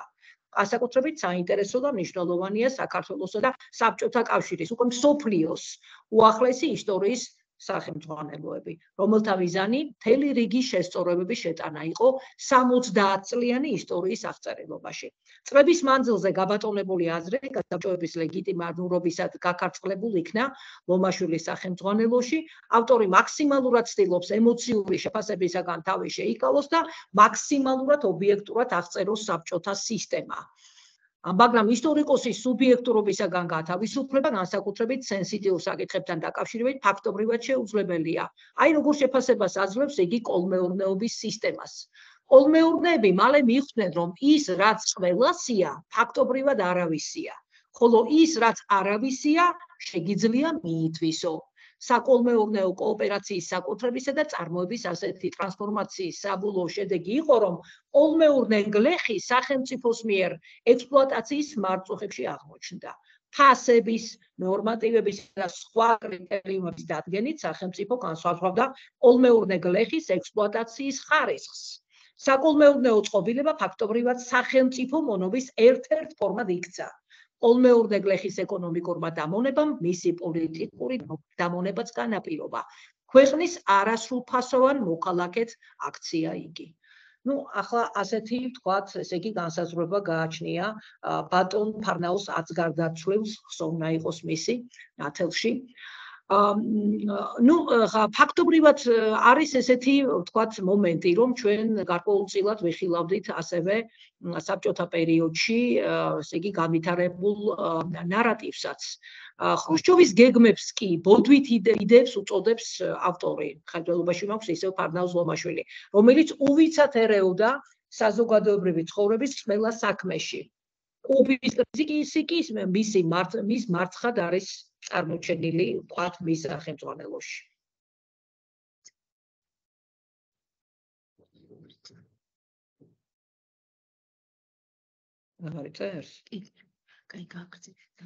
კი ბატონო. კიდევ ერთი მაგალითი რა გავლენას ახდენს შეცვლილი პოლიტიკური ვითარება სასკოლო სახელმძღვანელოებში გატარებულ იდეოლოგიაზე. ეს არის რესპუბლიკის ხელმძღვანელობა ყოველნაირად შეეცადა უკომპრომისო და გადამწყვეტი ბრძოლა გაეჩაღებინა საზოგადოებრივი ცხოვრების ნეგატიურ მოვლენებთან. იმათაც კი არ ითვალისწინებდნენ, რომ ისტორიაში არც ერთ საზოგადოებრივ ცხოვრებას არ წარმოუშვა იმდენი ნეგატიური მოვლენა, რამდენიც საბჭოთა წყობილებამ წარმოშვა. დავიწყებული იქნა ის ფაქტი, რომ კერძო საკუთრებაზე დამყარებული არც ერთი საზოგადოება არ ყოფილა ისეთი უზნეო და ამორალური, როგორიც იყო სოციალისტურ საზოგადოებაზე დამყარებული საბჭოთა საზოგადოება. ფარდანს გომაშვილი საქართველოს ისტორია 1918-95 წლები მე-11 კლასის სახელმძღვანელო თბილისი გამომცემლობა განათლება 1995 წელი. საბჭოთა კავშირის მმართველ პარტიას კომუნისტები წარმოადგენდნენ, რომლებიც ათეიზმსა და ანტიკაპიტალიზმს უჭერდნენ მხარს. საბჭოთა კავშირი 1922 წელს დაფუძნდა. არსებობის პირველი ნახევარი, რომელიც სტალინს უკავშირდება, სისხლიანი რეპრესიებით გამოირჩევა. 1953 წელს სტალინის სიკვდილის შემდეგ ძალაუფლებას ხელში ნიკიტა ხრუშჩოვი იგდებს და იწყებს ეგრეთ წოდებულ დათბობას. 1960-იანი წლების მეორე ნახევარში კი ძალაუფლებაში მოდის ლეონიდ ბრეჟნევი. მისი მმართველობის პერიოდი უძრაობის ხანის სახელითაა ცნობილი. სწორედ ამ პერიოდში აღწევენ საბჭოთა მოქალაქეები ცხოვრების ყველაზე მაღალ ხარისხს. აქვე ისიც უნდა ითქვას, რომ პარალელურად სახელმწიფოში ყვავის კორუფცია და მერქთამეობა. ეკონომიკის სფეროში, სოფლად და ქალაქში არსებული დასაქმების სფეროებში, ოლმეურნეობებში, საბჭოთა მეურნეობებში, ფაბრიკებსა და ქარხნებში ადგილი აქვს ეგრეთ წოდებულ მიწერებს, რათა შეუფერხებლად შესრულებულიყო ხუთწლედის გეგმები და გადაჭარბებაც აღნიშნულ წამყვან სფეროებში. მიწერები ნიშნავდა ფორმალურ ციფრებს, სინამდვილეში ეს იყო თვალის ასახვევად და გადადგმული ნაბიჯები, საწარმოთა მხრიდან შეთანხმებული პარტიასა და მთავრობასთან. სახელმწიფო გეგმებისა და წარმოების პარალელურად იქმნებოდა იატაკქვეშა ცეხები ჭყალებში, სადაც ეგრეთ წოდებული საქმოსნები ეწეოდნენ არალეგალური პროდუქციის შექმნას და შემდგომ შავ ბაზარზე გასაღებას. ყოველივე ეს, რა თქმა უნდა, საბჭოთა და 90-იანი წლების ისტორიის სახელმძღვანელოებში არ ისახებოდა. ესეც, რა თქმა უნდა, ფაქტობრივად უნდა დავაბრალოთ პროპაგანდას, რომ ამისი, რა თქმა უნდა, ასახვა, ეს იყო დაფარული ისტორია, ეს იყო დამალული ისტორია, რა თქმა უნდა, ეს არავის არ აწყობდა. პარალელურად 1973-85 წლებში მსოფლიოში ნავთობის ფასი მაღალ ნიშნულზეა, რაც საბჭოთა ეკონომიკას წარმატებას უზრუნველყოფს. 1986 წელს საბჭოთა კავშირის ლიდერმა მიხეილ გარბაჩოვმა ეგრეთ წოდებული პერესტროიკა, ანუ ეკონომიკის რესტრუქტურიზაცია გამოაცხადა, რომელიც სოციალისტური ეკონომიკის უფრო ლიბერალიზაციას ისახავდა მიზანს. ამ გეგმამ ისედაც შერყეული საბჭოთა კავშირის ეკონომიკა კრიზისში შეიყვანა. 1987-88 წლებში ძლიერდება ეროვნულ-გამათავისუფლებელი მოძრაობები და იწყება პერმანენტული პოლიტიკური კრიზისი სახელმწიფოში. პარალელურად მიმდინარეობს შიდა დაპირისპირებები კომუნისტურ პარტიაში, რომლის კულმინაცია 1991 წლის აგვისტოს პუტჩი იყო, როდესაც რეაქციულმა კომუნისტებმა გარბაჩოვის დამხობა და საბჭოთა კავშირის შენარჩუნება მოინდომეს. პუტჩი დამარცხდა. 1991 წლის დეკემბერში საბჭოთა კავშირმა თვითდაშლა გამოაცხადა. არც ერთ სახელმძღვანელოში, კოლეგებო, არა ინფორმაცია, როგორი იყო ოფიციალური თვიური შემოსავალი მოსახლეობის ფენებში საბჭოთა პერიოდში, გარდამავალ ხანაში 90-იან წლებში და თანამედროვე პერიოდში. რა იყო უმაღლესი ხელფასი და ყველაზე დაბალი ხელფასი? რას იყიდდი მაგალითად საბჭოთა კუპიურებით მაშინ და ახლანდელი ფული და ახლა? რა შეეძლო მოსწავლეს ეყიდა სკოლაში ყოფნის დროს სასკოლო სასადგურში? აი ეს ფაქტობრივად არც ერთ სახელმძღვანელოში და არც ერთ ინფორმაციაში არ არის შეტანილი. და რატომ არ უნდა იყოს შეტანილი, კაცო, ფაქტობრივად აქედან შეიძლება ძალიან კარგი დასკვნა გამოვიტანოთ, როგორ ცხოვრობს სახლეობა, როგორ ცხოვრობს სახელმწიფოს წარმომადგენელი, სახელმწიფოს შვილი თავის კონკრეტულ ეპოქაში, არა? ეს ძალიან გვაინტერესებს ჩვენ ისტორიკოსებსაც, გვაინტერესებს დემოგრაფებსაც, სოციოლოგებსაც და ყველას აბსოლუტურად. საბჭოთა პერიოდის ამსახველ კვიდრ წარმოდგენებში არსად გვხვდება სიტყვა ტოტალიტარიზმი. ეს მხოლოდ თემის სათაურში ფიგურირებს. ამ ფორმაციის არსის ჩვენებას პროგრამა ცდილობს მოქალაქეთა ცხოვრების ყველა სფეროს კონტროლის, რეპრესიების, კერძო საკუთრების შეზღუდვის, რელიგიის დევნის და ბელადის კულტის ელემენტების აქცენტირებით. მიუხედავად ამისა, ამ ბლოკში ქვეყანაში ტოტალიტარული რეჟიმის პირობებში მიმდინარე პოლიტიკური და სოციალური პროცესების მხოლოდ ერთი კონკრეტული მოვლენა იყო. მეორე მსოფლიო ომი ფიგურირებს და არაფერია ნათქვამი 1920-30-იანი წლების წინააღმდეგობის მოძრაობაზე, ძალდატანებით კოლექტივიზაციაზე, დიდ საბჭოთა ტერორზე. ფაქტორზე, ეთნიკურ დეპორტაციაზე, არაფერი არ არის ეს ყველაფერი ფაქტობრივად არის გამოტოვებული. ამიტომაც ვლაპარაკობთ, რომ მე-20 საუკუნე ფაქტობრივად ხელახლა გადასაწერია. ფაქტობრივად იგნორირებულია ესეთი საკითხები, როგორიც არის ტოტალიტარიზმის ეფექტი საზოგადოებაზე, მისი სტრუქტურების და პრაქტიკის დამკვიდრების ლოგიკა, კოლაბორაცია, კომპარტიის, როგორც ტოტალიტარიზმის მთავარი აქტორის ადგილი ისტორიაში, პოსტ-სტალინური და გვიანდელი პერიოდის საბჭოეთის რეალობა. დასკვნა ასეთი არის და მე უკვე გადავალთ მაგალითებზე. სტანდარტისა და პროგრამის შემდეგ გრიფირებული სახელმძღვანელობის სისტემური და შინაარსობრივი ანალიზი ცხადად გვიჩვენებს, თუ რაოდენ მძიმე და კრიტიკულ მდგომარეობაშია სკოლებში უახლესი ისტორიის და საბჭოთა პერიოდის სწავლება. ეს რა თქმა უნდა კრიტიკა ჩვენი მხრიდან. არსებული სასწავლო გეგმა და უახლესი ისტორიის სწავლებისათვის განკუთვნილი დროის რესურსი სკოლას და პედაგოგს ფაქტობრივად შანსს არ უტოვებს მოსწავლეს, როგორც ახალბედა მოქალაქეს, ეს კრიტიკულად მნიშვნელოვანი ცოდნა, თანამედროვე სამყაროს მოცემულობა, მისი მოწყობის და განვითარების ლოგიკა, ირონულად და საერთოეროვნული და სახელმწიფოებრივი პერსპექტივით საკუთარი ადგილის განსაზღვრა ამ გარემოში გადასცეს და შეუძლებელს ხდის სწავლება ფორმალურად მაინც მიუახლოვდეს თანამედროვე რეალობისათვის შესაფერის დონეს. პრობლემურია თავად სტანდარტით განსაზღვრული აქცენტები, რომელიც არ ეფუძნება უახლესი ისტორიის კრიტიკულ და ცხადად ცოდნას და იმავე მცდარ ორიენტირებს უწესებს სახელმძღვანელოებს და შესაბამისად სასწავლო პროცესს. ვერანაირ კრიტიკას ვერ უძლებს თავად სახელმძღვანელოებიც. უახლესი ისტორიის პერიოდი მომზადებულია ადამიანების მიერ, რომელთაც უშუალოდ შეხება არ აქვს სფეროსთან, ან ძალზე ფრაგმენტული ცოდნით არიან წარმოდგენილი. შესაბამისად, სახელმძღვანელოებში მოცემული ნარატივი წარმოადგენს ამ ზედაპირული ცოდნების პირადი დამოკიდებულებების, საბჭოთა და პოსტსაბჭოთა კლიშეების ტოქსიკურ ნაზავს, რომელიც ვერავითარ შემთხვევაში ვერ შეძლებს მოსწავლეს ცხადი ცოდნა მისცეს უახლესი ისტორიის ამ უმნიშვნელოვან პერიოდზე და ვერც კრიტიკული ანალიზის უნარს განუვითარებს. მხოლოდ საბჭოთა პერიოდის ნარატივის მიმოხილვის მაგალითზე გამოვლენილი კატასტროფული სურათი ასევე გვაძლევს საფუძველს ვიფიქროთ, რომ არანაკლებ მძიმე მდგომარეობაა არათუ მე-19 საუკუნის ისტორიასთან, ან გლობალური ისტორიის საკითხებთან მიმართებაში, არამედ ასევე გვიბიძგებს ვიფიქროთ, თუ რამდენად კრიტიკული და ფხიზელი დამოკიდებულებაა საჭირო საქართველოს ძველი ისტორიის სწავლების მიმართაც. ეს პირველი ნახევარი დავამთავრეთ ამაზე, თუ რაიმე შეკითხვები გექნებათ ამასთან დაკავშირებით, მზად ვარ გავცეთ თქვენ შეკითხვებს პასუხი. მადლობა ყურადღებისათვის. სანამ მეორეს გავხსნი შეგიძლიათ კითხვები დასვათ და ერთი თხოვნა მექნება კიდევ შეიძლება ცოტა ხან სანამ მეორეს ჩავრთა კამერები რომ ჩართოთ, რომ სურათი გადავიღოთ, კი ბატონო. და ამიტომ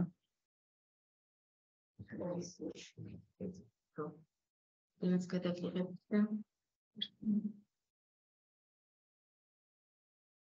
ყველამ ჩავრთოთ თუ შეიძლება კამერები, რომ დავფიქსირდეთ. დიახ.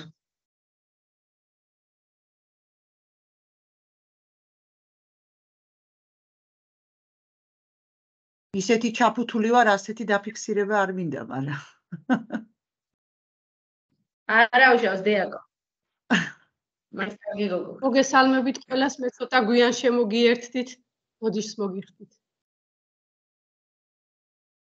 მოგესალმებით. ქალაქიდან, მაგრამ მაინც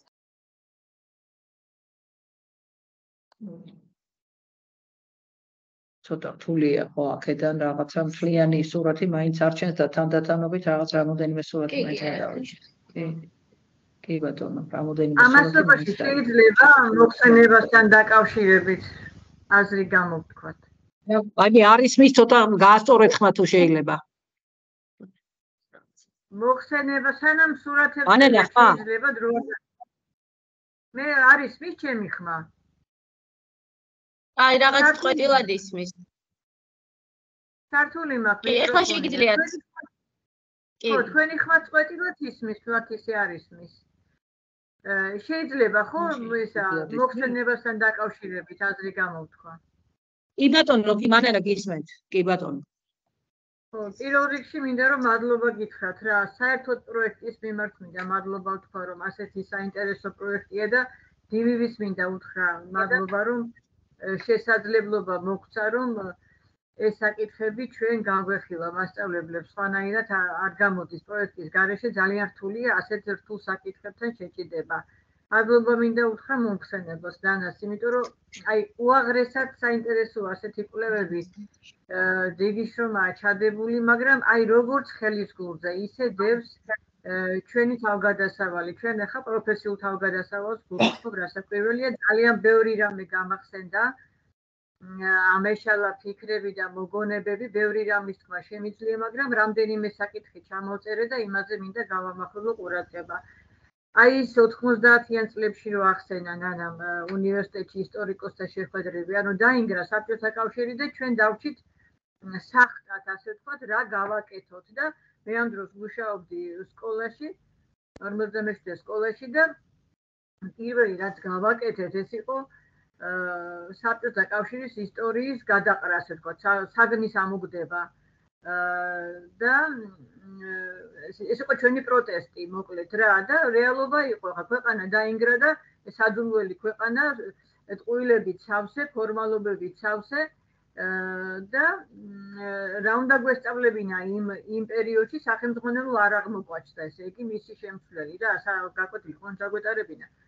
საქართველოს ისტორია უნდა გვესწავლებინა, ხა მივხვდით, მაგრამ ყოველ შემთხვევაში სახელმძღვანელოც არ იყო საქართველოს ისტორიის შესაბამისი და დამატებითი რესურსების ძებნა დავიწყეთ და ძალიან დაგვეხმარა სწორედ იმ პერიოდში ქართული საბჭოთა ენციკლოპედია და აი მეფეების მიხედვით დავალაგეთ ეს ქრონოლოგია და ასე დავიწყეთ სწავლება და ბავშვებიც ამას შეხვდნენ ძალიან დადებითად და და ესე იგი და აი გამოსავალი მიპოვეთ იმ პერიოდში, მაგრამ თავი იყო რომ უნივერსიტეტში ისტორიკოსები, ეს აკადემიური წრეები იკრიბებოდნენ და მსჯელობდნენ რა გაეკეთებინათ, როგორ გაეგრძელებინათ ცხოვრება პროფესიული და აი ნანამ სწორად აღნიშნა, მე რაღაცა თქვათ კარგად არ მახსოვდა, რომ ცალ-ცალკე შეიკრიბნენ საქართველოს ისტორიის კათედრის წევრები და ცალკე მსოფლიო ისტორიის და ჩვენ ვიყავით კოტიანთაძის კათედრაზე ასპირანტები.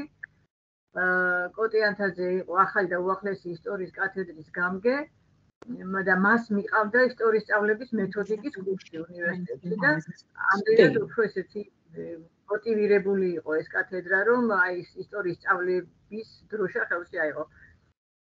ესე იგი ქრონოლოგიის საკითხებზე მახსოვს ძალიან კარგად პრინციპულად ესე იგი ჩვენ ახალ ისტორიას ვიწყებდით 1652 წლიდან, ბურჟუაზიული რევოლუციებიდან და აღმოჩნდა რომ ევროპაში ეს ასე არ იყო, ეს იყო საბჭოთა ასე ვთქვათ მიდგომა კლასთა ბრძოლიდან გამომდინარე და რევოლუციების ადმირალ ტოლვიდან გამომდინარე და ჩამოიწია ამ ზღვარმა, ქრონოლოგიურმა ზღვარმა კოლუმბამდე, ანუ ახალი სამყაროს ახალი კონტინენტის აღმოჩენამდე.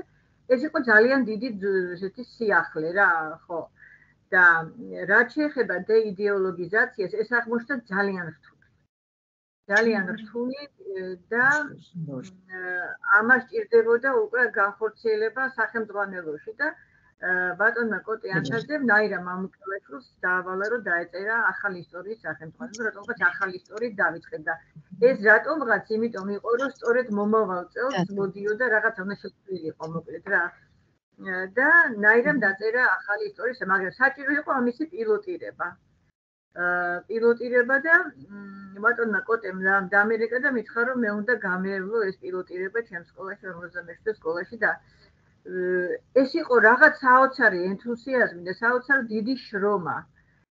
ნაირა ბეჭდავდა მანქანაზე ამ გაკვეთილებს, მე ამას ვამრავლებდი, ვატარებდი გაკვეთილს და ყოველ შაბათ დღეს ბატონ კოტესთან მიკრიბებოდით და იყო ძალიან დეტალური, ძალიან კრიტიკული განხილვა, როგორ იმუშავა ამ პარაგრაფმა, როგორ მიიღეს ბავშვებმა, რა იყო გასაგები, რა იყო გაუგებარი, ახალი ტერმინები, ახალი სოციალური რაღაცა, მთელი ამბები და ვაშალაშინებდით და მთელი წელი ასე ვიმუშავეთ. ანუ ჯერ არ იყო შესული სახელმძღვანელო დაბეჭდილი, ასე ფუძლებით ერთ კლასზე გავაკეთეთ ექსპერიმენტი და გამოვცადეთ და აი მერე დაიბეჭდა ეს სახელმძღვანელო. ანუ ეს იყო ძალიან სწორი მიდგომა. ასეთი მიდგომით მე ბატონი ნოდარასათიანთან მიკავშირდა და რო გაიგო რომ ვაკეთებდი მუშაობდით საქართველოს ისტორია გახსოვთ ეკლესია რო ახატია მერვე მეცხრე კლასები ეწერა ყდაზე ყველას გახსოვთ ის წიგნი ხო აი იმას ტესტავდა ბატონი ნოდარი გურჯაანის გიმნაზიაში მინდა გითხრათ ანუ საჯარო სკოლაში სახელმწიფო სკოლაში არ მოხერხდა ეს გატესტვა და იმის გამო რომ ეს ერთ-ერთი პირველი კერძო სკოლა იყო გურჯაანის გიმნაზია და ლევან ჭილაშვილის ძმა იყო დირექტორი ფიზიკოსი ლევან ჭილაშვილი ეროვნული მუზეუმის დირექტორი იყო მაშინ. აი მათ მისცეს საშუალება ბატონოდას რომ აქედან ევლო გურჯაანში ჩაეტარებინა გაკვეთილები და ესე იგი პილოტირება გააკეთებინა ამ წიგნის და ისიც ესე იგი მე ვიკრიბებოდით მასთან მივიოდი სახში და რაღაცას ვაკეთ მეთოდურად ამას ვაკეთებდით. აი ეს მიდგომა დღეს აღარ არის. აი ნანამ სწორად აღნიშნა სამ თვეში დაწერილი სახელმძღვანელოებით მუშაობთ ბავშვებთან და ეს არის და მე ხა დღესაც მონაწილეობ ამ სახელმძღვანელოების კეთებაში ძირითადად რუკებს ვაკეთებ მაგრამ ხო ეს არის კატასტროფული შრომა მე მე-6 წელი ახლა დაიწყო მე-6 წელი მე-12 კლასი გვაქვს ახლა დაწყებული სწორედ მე-20 საუკუნეა მხოლოდ აი ამ მე-12 კლასში გათვლილი და ძალიან საპასუხისგებლოა იმიტომ რომ სწორედ ეს მე-20 საუკუნის საკითხები რომელიც თავიდან დასაწერია როგორც აღნიშნა ხო დასაწერია და ამაზე მუშაობდა ეს ძალიან დიდი შრომა მე ამის გამო გაკვეთილები დავტოვე რომ სახელმძღვანელოზე მთლიანად შემოყვიყავ ჩართული პილოტირების გარეშე შეგვაქვს ესე იგი პრაქტიკულად სკოლაში ცხადი ამას ექნება ბევრი ხალხი ცხადია და ძალიან ბული წყდება მაგრამ ასეთი რეჟიმი წესებული სამწუხაროდ ეხლა კიდევ ერთ საქმეს შევეხები რა აი ნანა ძალიან სწორად მიაგნო იმ ამბავს რომ ესე იგი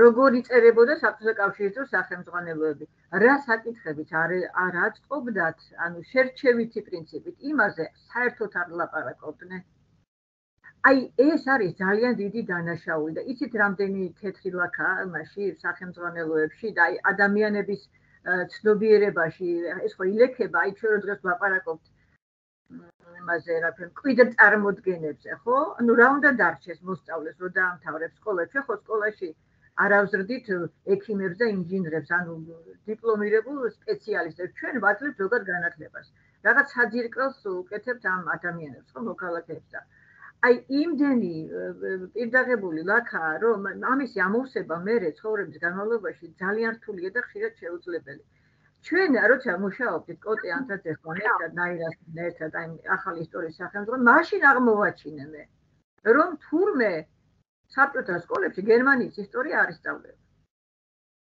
საერთოდ იგნორირებულია რადგან ფაშისტური გერმანია იყო ესე იგი კონფრონტაციაში ნუ მოკლედ სამამულო ომის გავლენა იყო და გერმანია როგორც ასეთი როგორც ქვეყანა როგორც კულტურა რო ყველაფერი ამოგდებული იყო და აი მაშინ გავარკვიეთ და ამისი გამოტოვება რომ არ შეიძლებოდა აი მაშინ შეიტანა კოტე ანთაძემ პროგრამაში გერმანია და მაშინ დაიწერა გერმანიის ისტორია და მაშინ გახდა ესე იგი საფიქრალი რა ძირითადი საკითხები ანუ წვლილი გერმანიისა თქვა სოფიო ცივილიზაციაში როგორ წარმოჩენილი იყო და აღმოჩნდა რომ უზარმაზარი წვლილი აქვს და განსაკუთრებით კულტურაში, მუსიკაში და ასე შემწერლობაში ასე შემდეგ და ნაირად მოუწია ამაზე ძალიან ბევრი მუშაობა, იმიტომ რომ პრეცედენტი არ ქონდა მას წინა სახელმძღვანელოებიდან ამას ვერ ნახავდა როგორ იწერებოდა გერმანიის ისტორია, რა იყო წინა პლანზე წამოწეული.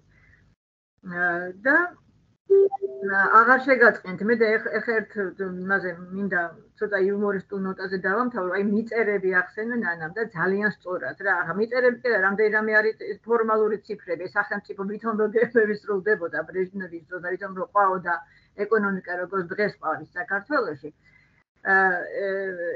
ესე იგი ამაზე ვინ დაწერდა ახლა ამას დასაკვირველია იატაკქვეშა ცეხებზე კიდე და ცეხავიკებზე კიდე ვინ დაწერდა ანუ არსებობს ორი ისტორია რა მე-20 საუკუნეში ოფიციალური და იატაკქვეშეთი ისტორია და ეს კურიოზებამდე და მახსოვს ასეთი ამბავი მოხდა საქართველოში ნამდვილად მოხდა ეს ასე კულუარულად ყველამ ვიცოდით რომ ძალიან გაჭირდა კარაქის დეფიციტი იყო რა ჯერ ისევ საბჭოთა კავშირია.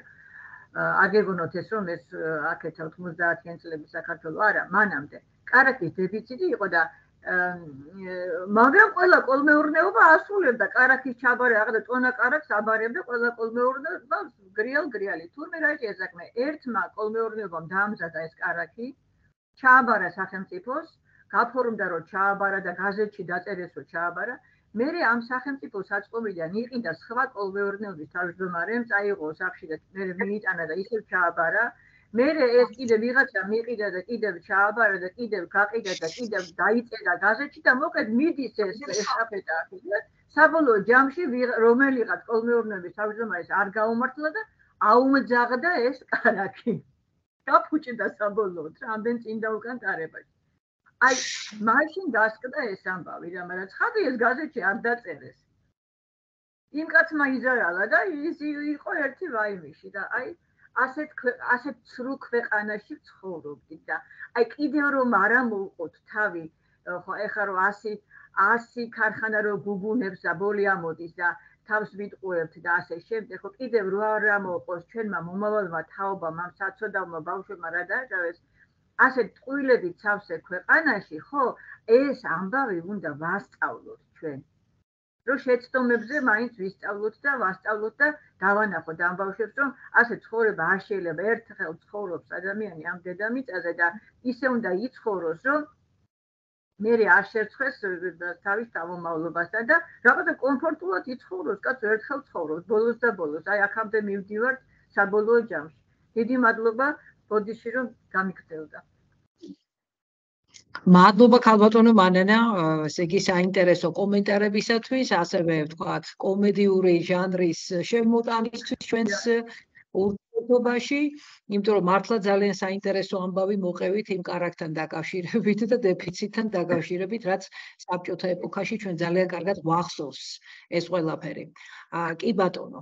და მოდით ახლა თუ მაგალითად სხვა კომენტარი და სხვა შეკითხვა არ არის ამ თემასთან დაკავშირებით, მე ერთ რამეს გეტყვით, რომ ეს პროექტი უზარმაზარი პროექტია, რომლის და მიზნები ამ პროექტისა ძალიან დიდია და მინდა გითხრათ ერთი რამ, რომ გარკვეულწილად ამ პროექტის ეგიდით გამოიცემა მასწავლებელთა გზამკვლევი, რომელიც დაეხმარება ჩვენ პედაგოგებს, ვთქვათ, მეთოდოლოგიაში, პროპაგანდის სწავლების მეთოდოლოგიაში, ანუ ისტორიაზე დაფუძნებული პროპაგანდის სწავლების მეთოდოლოგიაში და ასევე ეს გზამკვლევი შევა იმ უნივერსიტეტებში, სადაც მაგალითად ხდება მასწავლებლის 60 კრედიტიანი პროგრამის განვითარება. ანუ სადაც ამზადებენ ახალბედა პედაგოგებს, მასწავლებლებს, რათა ფაქტობრივად წაეხმაროს იმ საკითხების მოცვაში, რომელიც გარკვეულწილად არ აქვთ ჯერჯერობით დაკომპლექტებული აი მასწავლებლის სწავლების და მომზადების თვალსაზრისით.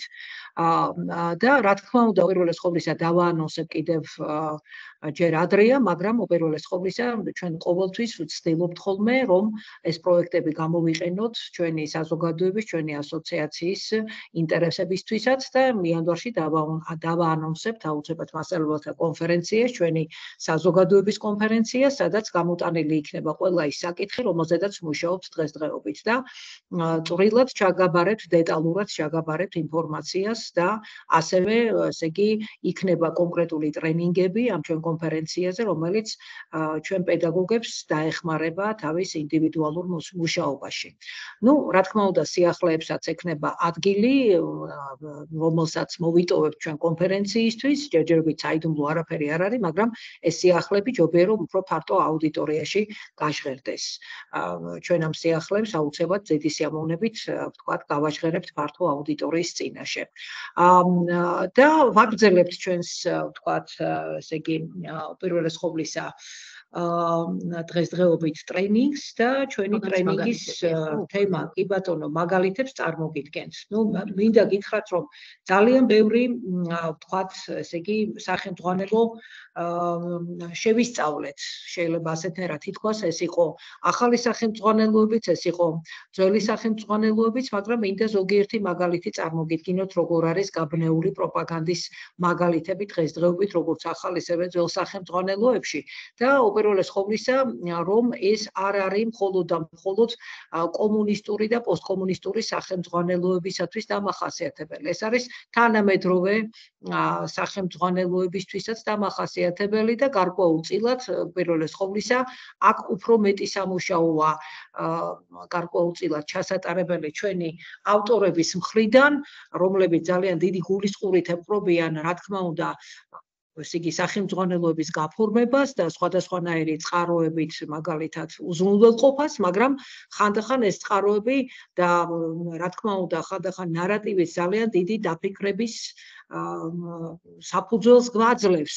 თუ როგორ უნდა წარმოვაჩინოთ, რანაირად უნდა წარმოვაჩინოთ, რომ უპირველეს ყოვლისა ქვეტექსტები არ იკითხებოდეს და ჩვენ ძალიან კარგად ვიცით, რომ ქვეტექსტებში ძალიან ბევრი ინფორმაცია იპარება რა. და უპირველეს ყოვლისა შესაბამისი დავალებებიც უნდა გამოვიყენოთ, ფაქტობრივად ჩამოვაყალიბოთ დავალებები, რათა არ გახდეს ეს კონკრეტული წყაროები თუ კონკრეტული ნარატივი პროპაგანდის საშუალება, რომელიც ძალიან ხშირად ეპარებათ ხოლმე ჩვენს, ვთქვათ, ესე იგი ავტორებს, რომლებიც მაინც და მაინც არ არიან, ვთქვათ, ესე იგი მიჩვეულნი ამას და უპირველეს ყოვლისა გონიათ, რომ რაც მაგალითად მეტი იქნება წყარო, მით უკეთესად მაგალითად ბავშვი შეიმეცნებს კონკრეტულ ინფორმაციას. ეს რო ასე არ არის, ჩვენ ძალიან კარგად ვიცით არა? ნუ, ესე იგი, აი ერთადერთი სახელმძღვანელო ჯერ დავიწყოთ მაგალითად პოლიტიკური პროპაგანდით. პოლიტიკური პროპაგანდა ისტორიის სახელმძღვანელოებში მე-21 საუკუნეებში, მე-9 კლასი საქართველოს და მსოფლიოს ისტორია, ახალი სახელმძღვანელოა სხვათა შორის მზია სურგულაძის რედაქტორობით და გვერდი 46 წყაროში ვკითხულობთ. სერგო ორჯონიკიძე რუსეთის კომუნისტური პარტიის ცენტრალურ კომიტეტს ატყობინებთ 1924 წლის აჯანყების დამარცხების შესახებ და ამბობს, რომ მივმართავ მასობრივ დახვრეტებს. იქნებ ცოტა გადავაჭარბეთ, მაგრამ რაღა ეშველება.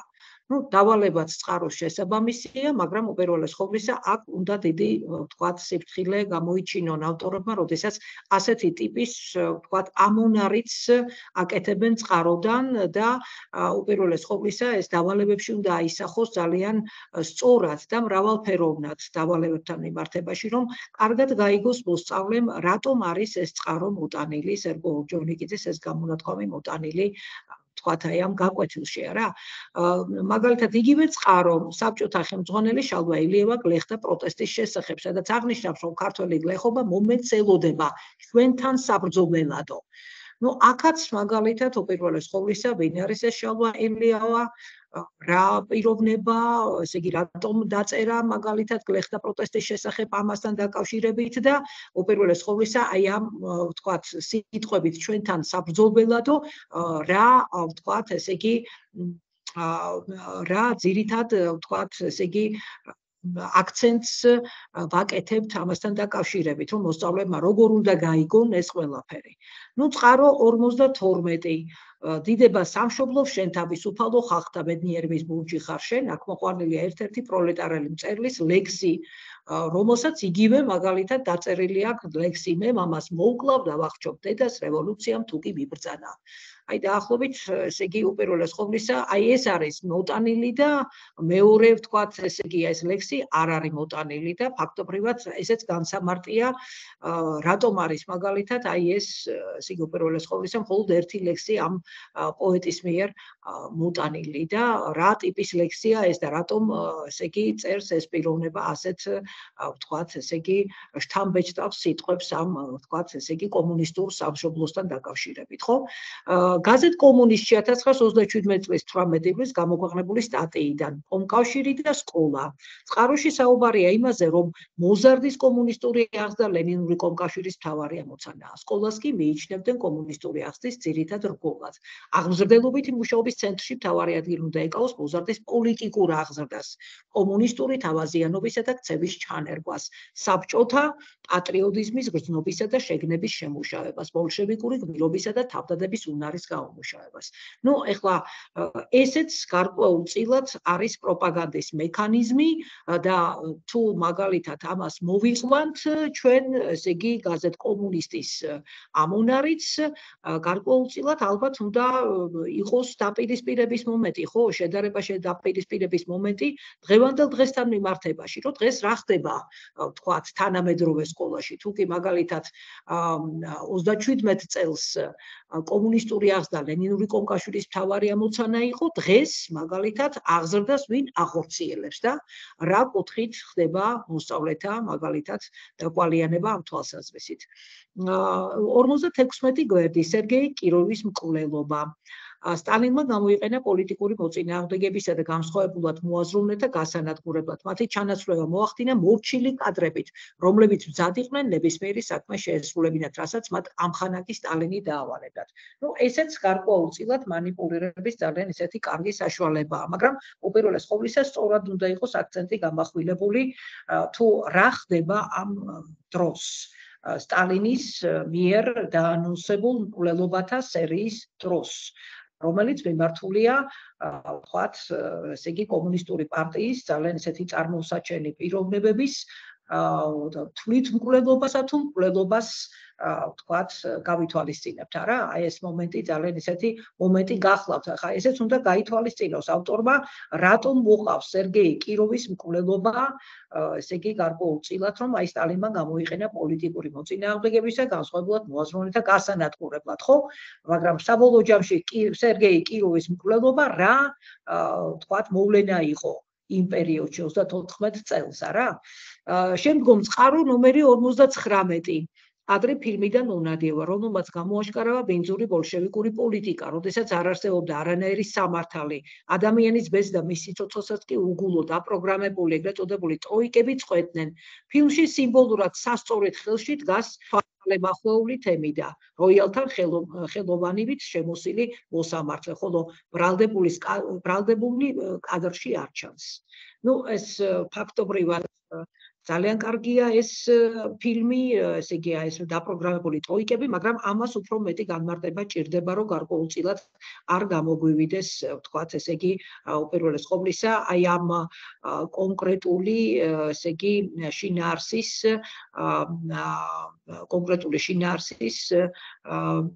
რეკლამა, ანუ გარკვეულწილად, ესე იგი სწორად უნდა წარმართოთ აი ამ კადრის ამ დოკუმენტის მოშველიება შინაარსთან მიმართებაში. გვერდი 73 საბჭოთა კავშირი და გერმანია ორი მოკავშირე, რომელთა მიზანსაც ევროპის გადანაწილება წარმოადგენდა. საბჭოთა კავშირი გერმანიის 39 წლის თავდაუსმელობის ხელშეკრულებით იდენტიფიცირებენ ევროპას. აქაც ძალიან საინტერესო მომენტი გახლავთ. რომელიც უპირველეს ყოვლისა უფრო მეტად უნდა გაიშალოს. შემდგომ შორების თანამშრომლების აქტიურობა ყველგან და ყველაფერში სისტემის მორჩილი ინდივიდი იყო თავისუფალი აზროვნებისგან შორს მდგომი საბჭოთა ადამიანი. საბჭოთა პროფესიული მანქანა მას არ წმუნებდა, რომ ომში გამარჯვებული საბჭოთა კავშირი ძლიერი ქვეყანაა. ახლა ეს ძალიან ისეთი საინტერესო ვთქვათ, ესე იგი პასაჟი გაახლავთ იმასთან დაკავშირებით და ამაშიც გარკვეულწილად ღმართებს ცოტა არ იყოს უფრო ესეთი დიდი სიდინჯე და სიფრთხილე, როდესაც ასეთ ვთქვათ, ესე იგი კონკრეტულ, ესე იგი აქცენტს ვაკეთებთ სახელმძღვანელოში. შემდგომ წყარო, ესე იგი გვერდი 108 ნაწყვეტი საბჭოთა კავშირის ლიდერის ნიკიტა ხრუშჩოვის გამოსვლიდან საზოგადოების კომუნიზმში შესვლის პროგნოზთან დაკავშირებით. შემდგომ საბჭოთა დისიდენტის ალექსანდრე ბალკონინის საპროტესტო პლაკატით 1968 წელს ვითხოვ წასვლა სოციალისტური სამოთხიდან კაპიტალისტურ ჯოჯოხეთში. აი ეს ძალიან ისეთი საინტერესო კომენტარი გახლავთ, რომელიც უპირველეს ყოვლისა შესაძლებელია იყოს გამოყენებული, ვთქვათ, პროპაგანდის თემად. წყარო V17 გვერდი ჩერნობილის კატასტროფა, საბჭოთა თვალთმაცი ბუნების გამოაშკარავება. რატომ იყო მაგალითად ჩერნობილის კატასტროფა საბჭოთა თვალთმაცი ბუნების გამოაშკარავება, ამის ახსნა განმარტება არის საჭირო აუცილებლად. რომ მხოლოდ მაგალითად საბჭოთა ჩერნობილის კატასტროფის მაგალითი, ესე იგი არ არის საკმარისი საიმისოდ, რომ ჩვენ გავიგოთ, ესე იგი რაში მდგომარეობს საბჭოთა თვალთმაცი ბუნება ამასთან დაკავშირებით. შემდგომ საჯაროობის, ანუ გლასნოსტის დაშვებას მოყვა შიდა პოლიტიკური ვითარების გამწვავება და მოკავშირე რესპუბლიკებში ეროვნულ გამათავისუფლებელი მოძრაობის გაძლიერება. მარტო ეს იყო გარკვეულწილად კონკრეტული, ვთქვათ, შედეგი საჯაროობის, ანუ გლასნოსტის რომ ესე იგი მოყვა ამას შიდა პოლიტიკური ვითარების გამწვევა და მოკავშირე რესპუბლიკებში ეროვნულ გამათავისუფლებელი მოძრაობის გაძლიერება, თუ კიდევ რაღაცას ჰქონდა ადგილი. ესე იგი, მხოლოდ აი ეს მულტიპერსპექტიულობა ამ კუთხით, ესე იგი, გვაკლია გვერდ 119-ში საჯაროობის, ანუ გლასნოსტის დაშვება საბჭოთა კავშირის კომუნისტური პარტიის პირველი პირის მიერ. პოლიტიკური პროპაგანდა ისტორიის სახელმძღვანელოებში, ისტორია მე-12 კლასი ნინო კიღურაძე, რევაზ გაჩეჩილაძე, გიორგი სანიკიძე, გაუმცემლობა ვაკულ სულაკაური. ნუ აქ არის ძალიან ბევრი შენიშვნა ამასთან დაკავშირებით. 106 გვერდზე საუბარია რუსეთში 1917 წლის თებერვალსა და 1917 წლის ოქტომბრის რევოლუციებზე, ორ ხელისუფლებიანობაზე, ჩვენთვის მნიშვნელოვანი 1918 წლის 3 მარტის ბრესტის ზავის პირობები. ნუ ფაქტობრივად აი აქ უკვე საკითხი ბუნდოვნად არის გაშუქებული. რუკაც ბევრს არაფერს გვეუბნება. ანუ გარკვეულწილად აქ უკვე გარკვეულად, ესე იგი, არის მხოლოდ და მხოლოდ აქცენტი გამახვილებული 17 წლის თებერვლისა და 17 წლის ოქტომბრის რევოლუციებზე, ორ ხელისუფლებიანობაზე, მაგრამ საქართველოსთან მიმართებაში პრაქტიკულად ბევრი არაფერი არ ჩანს. 3 მარტის ბრესტის ზავის პირობები გარკვეულწილად არის ძალიან ცუდად წარმოჩენილი. გვერდი 115. როგორც ცნობილია 1918 წლის 26 მაისს საქართველოს დამოუკიდებლობა გამოაცხადა. დაიწყო სახელმწიფო ინსტიტუტების ჩამოყალიბება. მთავრობის მეთაურად მითითებულია ნოე ჟორდანია. ჯობდა ჩაეწერათ, რომ მთავრობის პირველი თავმჯდომარე დაირჩიეს ნოე რამიშვილი. კარგი იქნებოდა გარკვეულწილად ამასთან დაკავშირებით, ვიდრე აი აქ უკვე ცოტა არ იყოს, ესე იგი, გადაჭარბებას აქვს ადგილი, არა, რომ მეთაურად მითითებულია ნოე ჟორდანია და პირველ თავმჯდომარედ გარკვეულწილად არავინ არ არის, ესე იგი, მითითებული. აი აქაც გარკვეულწილად პროპაგანდას აქვს ადგილი.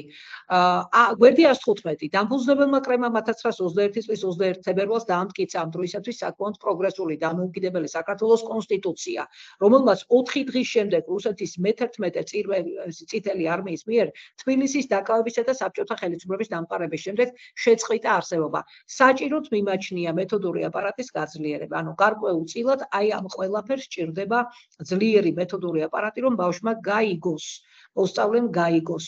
რატომ მოხდა, ესე იგი, უპირველეს ყოვლისა, ჯერ დამფუძნებელი კრების დამტკიცება 21 თებერვალს და შემდგომ უცბად, ესე იგი, წითელი არმიის შემოსვლა და საბჭოთა ხელისუფლების დამყარება ძალიან სწრაფად საქართველოში.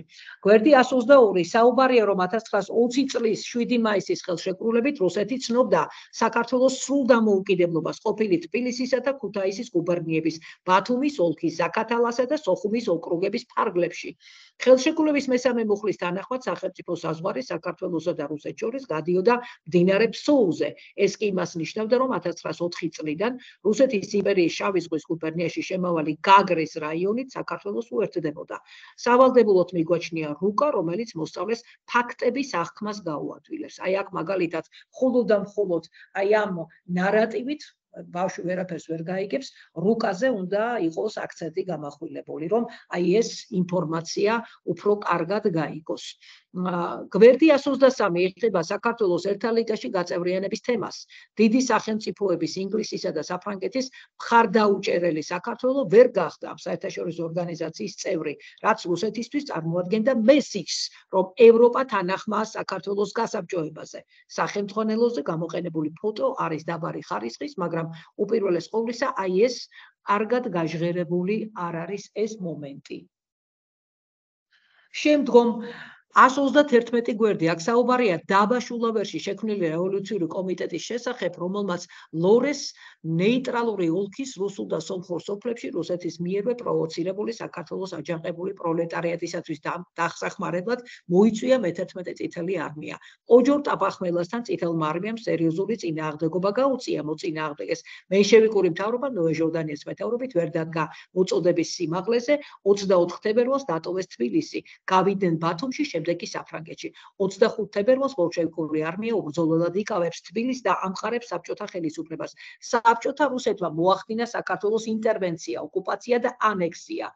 საჭიროებს მეთოდური მხარეს გაძლიერებას, რომელიც უპირველეს ყოვლისა ამას ყველაფერს კარგად ახსნის მოსწავლეებთან მიმართებაში. ნუ ახლა ეს უკვე წასული წიგნია, მაგრამ ყოველ შემთხვევაში ჩვენ გვინდოდა რომ ყველა ვთქვათ საკითხი მოგვეცვა, რომელიც უპირველეს ყოვლისა მხოლოდ და მხოლოდ პროპაგანდის მაგალითებად არის დარჩენილი თქვათ, შემორჩენილი ამ სახელმძღვანელოებში და გარკვეულწილად დიდი არაფერი ესე იგი ეს არ არის ცვლილება არ არის საბჭოთა პერიოდის ინფორმაციისაგან ამ სახელმძღვანელოში.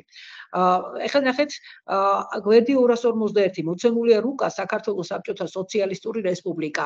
აფხაზეთი აჭარა და სამხრეთ ოსეთი ყვითელი ფერით არის აღნიშნული. აი ნახეთ, აი ძველი სახელმძღვანელოა ეს კიღურაძის რედაქციის. რუკის ქვედა სამხრეთ ნაწილში საზღვართან ახლოს წერია საქართველო. რატომ არ წერია ისე როგორც სხვა რუკებზე? ალბათ იმიტომ რომ ავტონომიების საკითხის მიღება არ მიღების საკითხი და ზოგადად საქართველოს საბჭოთა რუსეთის სრულ დაქვემდებარებაში იყო.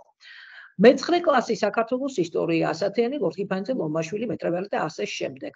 მერვე თავი საქართველოს რუსეთის იმპერიის შემადგენლობაში. მოცემულ თავში საუბარია რუსეთში მიმდინარე 1905-17 წლების თებერვლისა და ოქტომბრის რევოლუციებზე, მის გამომწვევ მიზეზებსა და შედეგებზე, პოლიტიკური პარტიის ჩამოყალიბებასა და ბოლშევიკური პარტიის ხელისუფლების ხელში ჩაგდების მცდელობაზე, ემიგრაციიდან დაბრუნებული ლენინის როლზე ბოლშევიკური პარტიის გააქტიურებასა და წარმატებაში.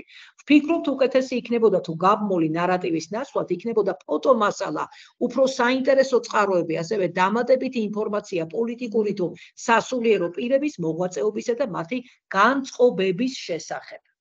რაც შეეხება ბატონყობის გაუქმებისა და კაპიტალიზმის განვითარების შემდეგაც, მოსახლეობის ყველაფენის უკმაყოფილება კიდევ უფრო გაიზარდა, რაც საბოლოოდ რუსეთის პირველი რევოლუციით დასრულდა. მდგომარეობის გამწვევებას ხელი შეუწყო რუსეთის მარცხმა იაპონიასთან, ხოლო ბოლო წერტილად და რევოლუციის დასაწყების საბაბად 9 იანვრის სისხლიანი კვირა გადაიქცა. აქაც სასურველი იყო ისეთი დავალებების შეთავაზება, სადაც ხალხის როლის წარმოჩენას გაესმებოდა ხაზი. რევოლუციის კულმინაციური წერტილი 17 ოქტომბრის საყოველთაო გაფიცვით შეშინებული მეფის მანიფესტი, რომლის თანახმადაც დაინიშნა სახელმწიფოს სათათბიროს, ანუ საკანონმდებლო წარმომადგენლობითი ორგანოს არჩევნები. მოხდა პოლიტპარტიების ლეგალიზაცია, ამნისტია გამოცხადდა პოლიტპატიმრების მიმართ. მეთოდური მხარის გაძლიერება აუცილებელია ხალხის როლისა და ძალის ჩვენება საკლასო, ანუ საშინაო დავალებებით.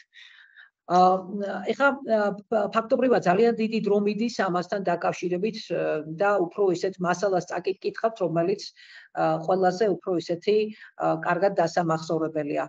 პროპაგანდის მაგალითები ისტორიის სახელმძღვანელოში, ეს არის ფაქტობრივად მეძმარიაშვილის გამოცემა, კიღურაძისა და მეძმარიაშვილის ავტორობით გამოცემა 45-91 წლები, ეს არის ის პერიოდი, როცა ჩვენ დავიწყეთ ლაპარაკი 90-იან წლებზე და აი პირველ თავში როგორ არის მოცემული ცივი ომის დასაწყისი მსოფლიოს ორ ბანაკად გამოყოფა. ამ თავში საუბარია ცივი ომის დაწყების მიზეზებზე, ყურადღება გამახვილებულია ამერიკის შეერთებული შტატების მიზეზებზე კერძოდ. თავისუფალი ბაზარი კარს უღებდა ამერიკულ ეკონომიკურ იმპერიალებს მსოფლიოს სხვადასხვა რეგიონში. ეს რეგიონები არ იყო დაზღვეული შეერთებული შტატების პოლიტიკური, ზოგჯერ კი სამხედრო გავლენისაგან. ასევე საუბარია ცივი ომის მიზეზებზე, რომელიც გულისხმობს საბჭოთა ექსპანსიონიზმს. საბჭოთა კავშირმა უგულებელყო ატლანტიის ქარტიის ერთ-ერთი მთავარი პრინციპი, შელახა ერთად თვითგამორკვევის უფლება. ასევე საუბარია ტრუმენის დოქტრინის, მარშალის გეგმის, ჟდანოვის დოქტრინის, ნატოს და ვარშავის პაქტის მიზეზებზე. ასევე უკუგდების დოქტრინა, მასირებული შურისძიების სიატოს შექმნა, ბაღდადის პაქტი და ასე შემდეგ. საუბარია იმაზეც, რომ ნიკიტა ხრუშჩოვის მიერ გამოცხადებულ მშვიდობიანი თანაარსებობის ლენინური პრინციპის გამოცხადება არ უნდა შეწყვეტილიყო იდეოლოგიური ბრძოლა. ეს იყო ფაქტობრივად ნიკიტა ხრუშჩოვის ძირითადი თქვათ გზავნილი, ხო? მეოთხე კარი აღმოსავლეთის ბლოკის ქვეყნები. მეორე მსოფლიო ომის შემდეგ როგორ გაიზარდა სტალინის ძალაუფლება, გავლენა, რომელიც ძლიერ რეპრესიულ აპარატს ეყრდნობოდა.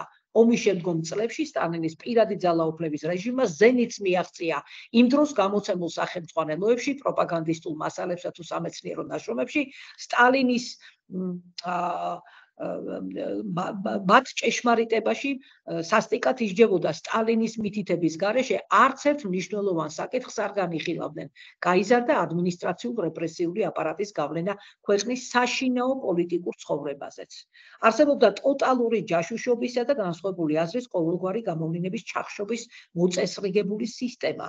ომის შემდგომი წლები განსაკუთრებით მძიმე პერიოდი იყო საბჭოთა ლიტერატურასა და ხელოვნებისათვის, უმკაცრესი იდეოლოგიური წნეხი სწორედ აქ იგრძნობოდა, როგორ ითხოვდნენ ლიტერატურისა და ხელოვნების მუშაკებისაგან ხუტბის შესხმას, საზოგადოების განვითარების, მხოლოდ პოზიტიური მოვლენების ხაზგასმას.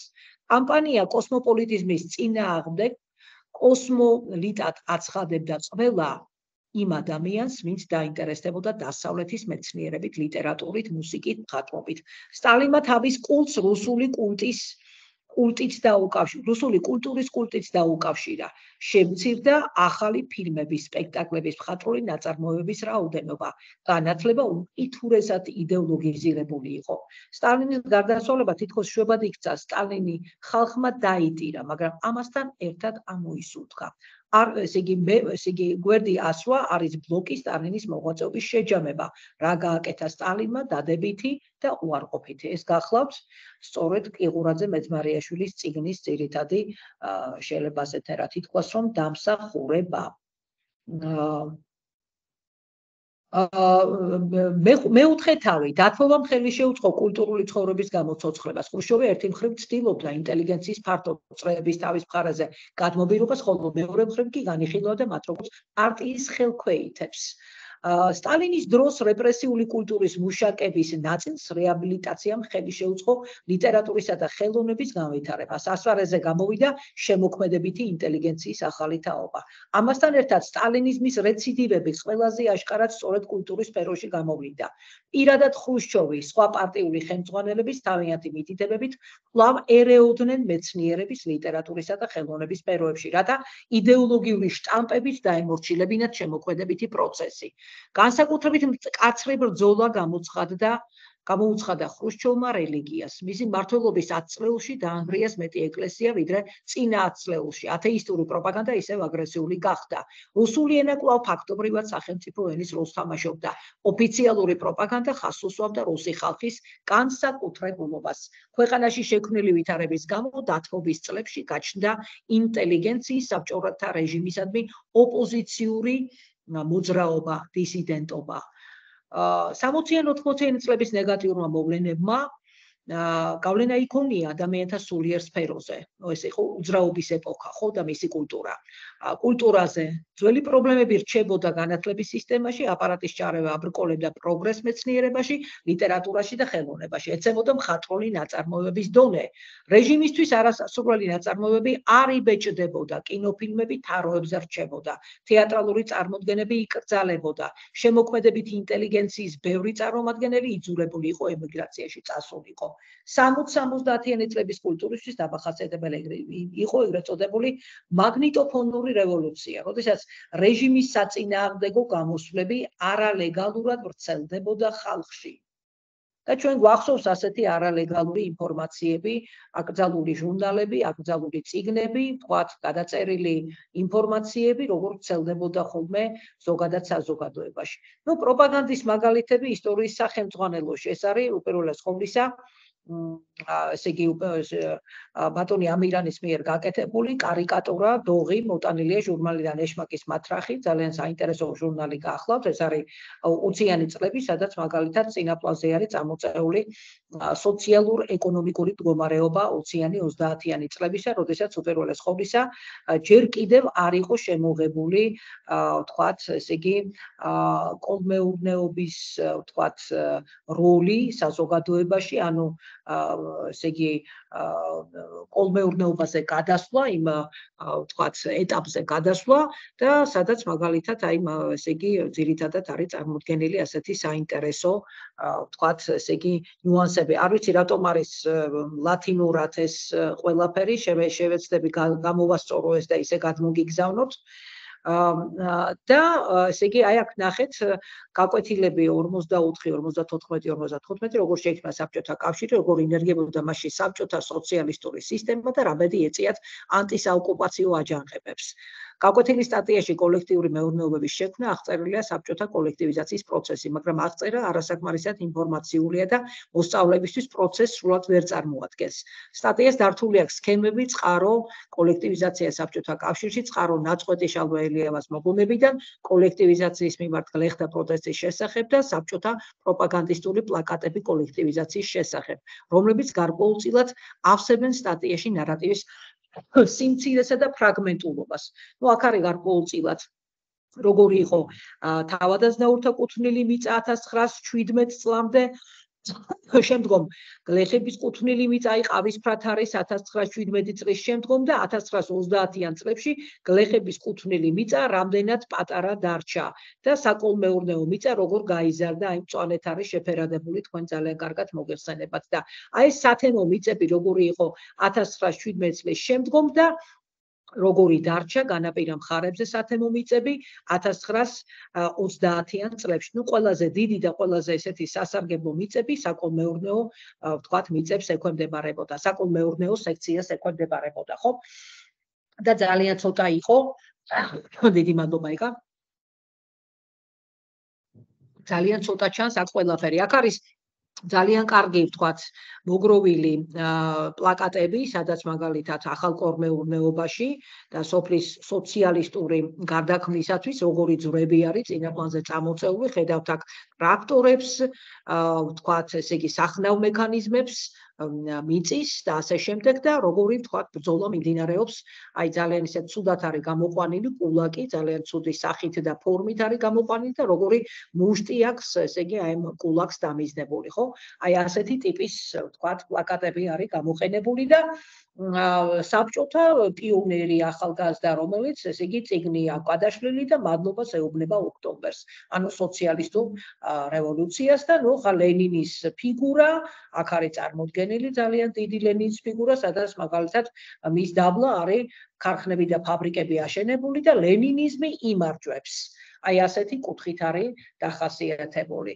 ნუ პროპაგანდის მაგალითები ისტორიის სახელმძღვანელოში, იმპერიალიზმი და კოლონიური პოლიტიკა, კოლონიური მმართველობა, კოლონიური ექსპანსია, ფაქტობრივად როგორ არის წარმოდგენილი მე-12 კლასის სახელმძღვანელოში, ისევ ნინო კიღურაძეზე და რევაზ გაჩეჩილაძის წინზე არის, ვთქვათ, აქცენტი გამახვილებული და მაინც და მაინც ესე იგი დიდი სიმპათიებით არ შემიძლია მაგალითად ეს წიგნი მოვიხსენიო, იმიტომ რომ ძალიან ბევრი ცთომილება არის ამ წიგნში წინაპლანზე წამოწეული და აი აქვე არის მაგალითად 27 თავი მსოფლიო ეკონომიკური კრიზისი და მისი დაძლევის ამერიკული გზა, ხო, ინტერვენციულ და სოციალურ სახელმწიფოებზე არის საუბარი. ნახეთ, აუცილებელია დეტალური ეკონომიკური მაჩვენებლების გრაფიკის ცხრილის მიცემა, რათა უკეთ იქნას გააზრებული ეს ორი მიდგომა.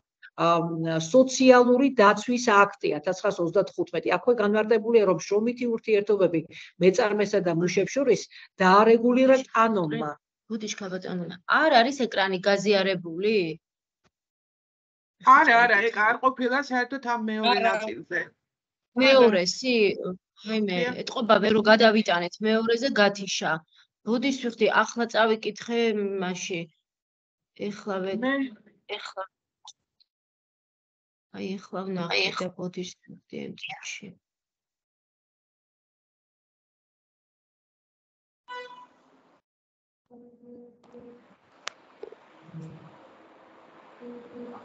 გაზიარდა? დიახ. ხო.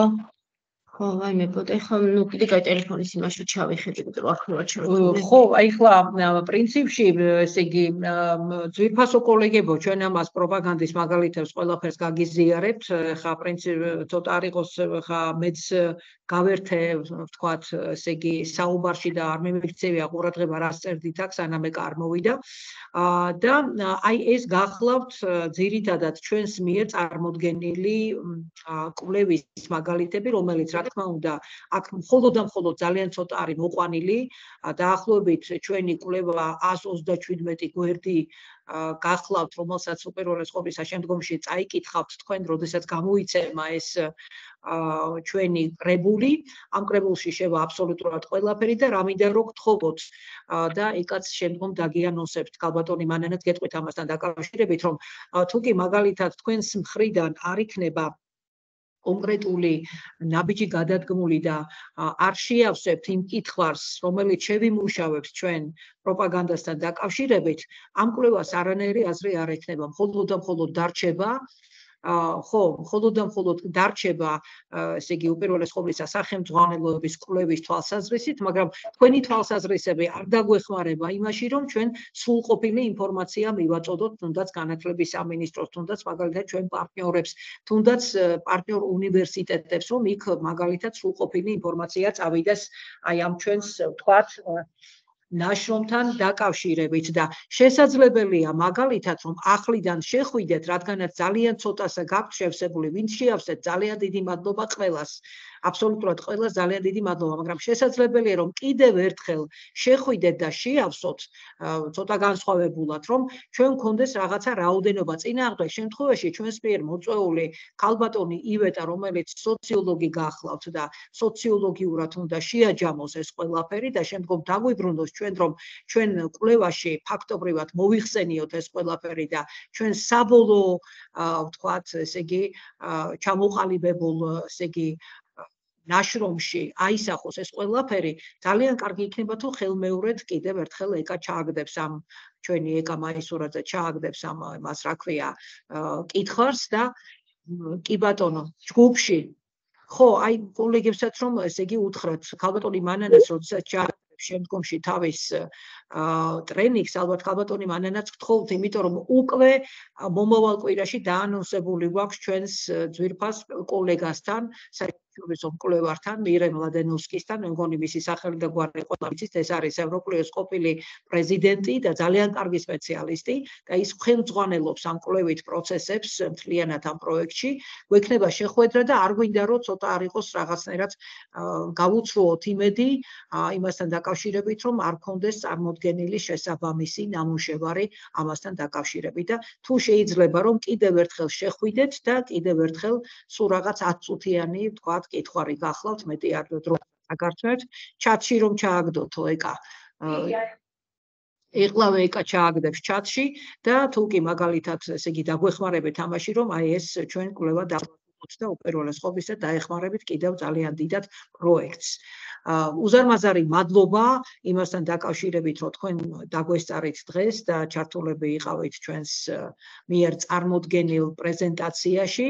როგორც უკვე მოგახსენეთ, გარკვეულწილად არ მქონდა იმის საშუალება, რომ მთლიანად წარმომედგინა კვლევა, რამე თუ 137 გვერდია და ნუ ახლა ამას დაჭირდება ძალიან დიდი დრო, მაგრამ გპირდებით, რომ როდესაც ჩვენ გვექნება დაანონსებული ჩვენი კონფერენცია, მოკლე ანგარიში მთლიანი კვლევისა მოგახსენებთ, როგორ წარიმართა, რანაირად წარიმართა სხვა რესპუბლიკებში, როგორი მაგალითები იყო, იმიტომ რომ ფაქტობრივად მარტო ჩვენი კვლევის მაგალითები არ შევა ამ ძალიან დიდ პუბლიკაციაში, შევა სხვა რესპუბლიკების მაგალითი და ძალიან საინტერესოა ისინი როგორ უმკლავდებიან პროპაგანდას, რომელიც ისტორიაზეა დაფუძნებული მათ სახელმძღვანელოებში თუ ზოგადად ისტორიის სწავლებაში.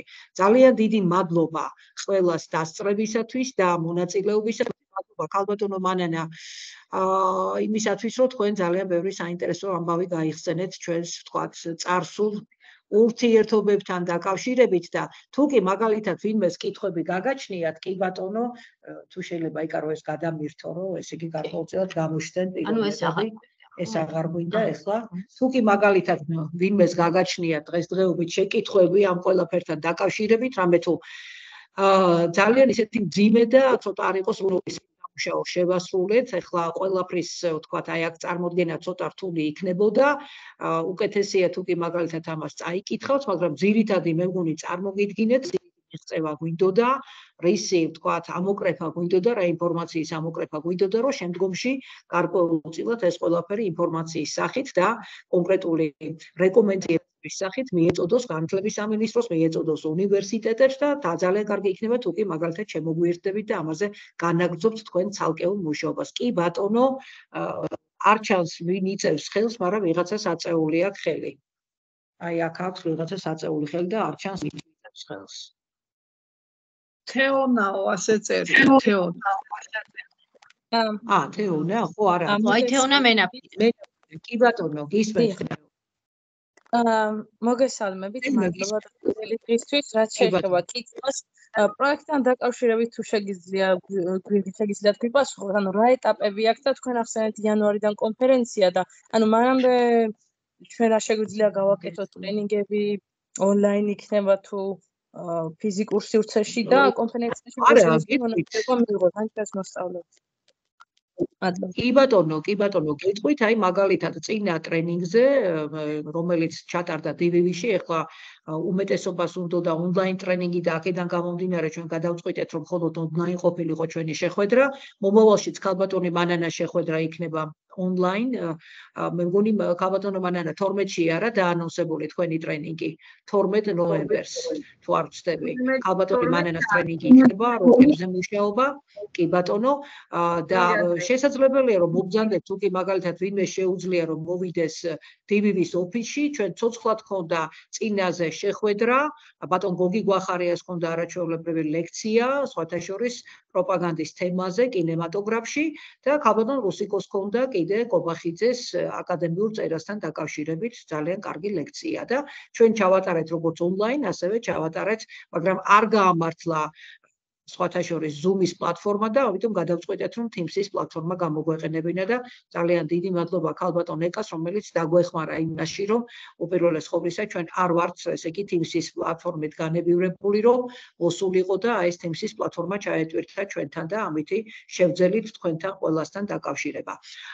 იქნება როგორც მაგალითად ონლაინ, ისევე პირისპირ ტრენინგები, სადღაცა 10-12 დეკემბრის ჩათვლით, შაბათს და კვირას ჩვენ მას ყოველთვის დავაანონსებთ, როდის იქნება, რა მასალაზე იქნება ეს ყველაფერი, ძალიან საინტერესო ლექციები გვაქვს, ლექციების ციკლი გვაქვს ჩამოყალიბებული ამ პროექტთან დაკავშირებით, ხოლო შემდგომში უკვე გამოცხადდება მოსწავლეთა კონკურსი და ჩვენ ამას წინასწარ, რა თქმა უნდა, გეტყვით, სადღაც მე მგონი დეკემბრის ბოლოს ვაცხადებთ უკვე მოსწავლეთა კონკურსს და მანამდე პედაგოგებს ვამზადებთ საიმისოდ, რომ უპირველეს ყოვლისა უხელმძღვანელონ მოსწავლეებს და სხვათა შორის წინა მეცადინეობაზე, ანუ წინა ვთქვათ ტრენინგზე შაბათ დღეს რომელიღაცა სკოლის აღარ მახსოვს რომელის, მაგრამ მოსწავლეებს ყავდათ მოყვანილი და ძალიან საინტერესო ესე იგი შეკითხვები დასვეს ბავშვებმა, რომ აი მაგალითად ბავშვების ჩართვა ვთქვათ აი პროპაგანდაში და გამოყენება პროპაგანდაში რამდენად ხდებოდა როგორც საბჭოთა პერიოდში, ასევე მაგალითად ესე იგი 90-იან წლებში და ესე იგი საინტერესო თემებიც გამოიკვეთა, რომელზედაც შეუძლიათ ბავშვებს რომ იმუშაონ. რომ აი ბავშვების როლი პროპაგანდაში, როგორ ხდებოდა ბავშვების გამოყენება, მოსწავლეთა გამოყენება და ეს ძალიან ესეთი საინტერესო თემაა ზოგადად, რომ მაგალითად განვიხილოთ, როგორც მაგალითად ოქტომბრელების იქნებოდა, პიონერების იქნებოდა, კომკავშირლების იქნებოდა, თუ შემდგომ პერიოდში ზოგადად 90-იანი წლების ბავშვების გამოყენება, ვთქვათ, უშუალოდ პროპაგანდის მექანიზმად.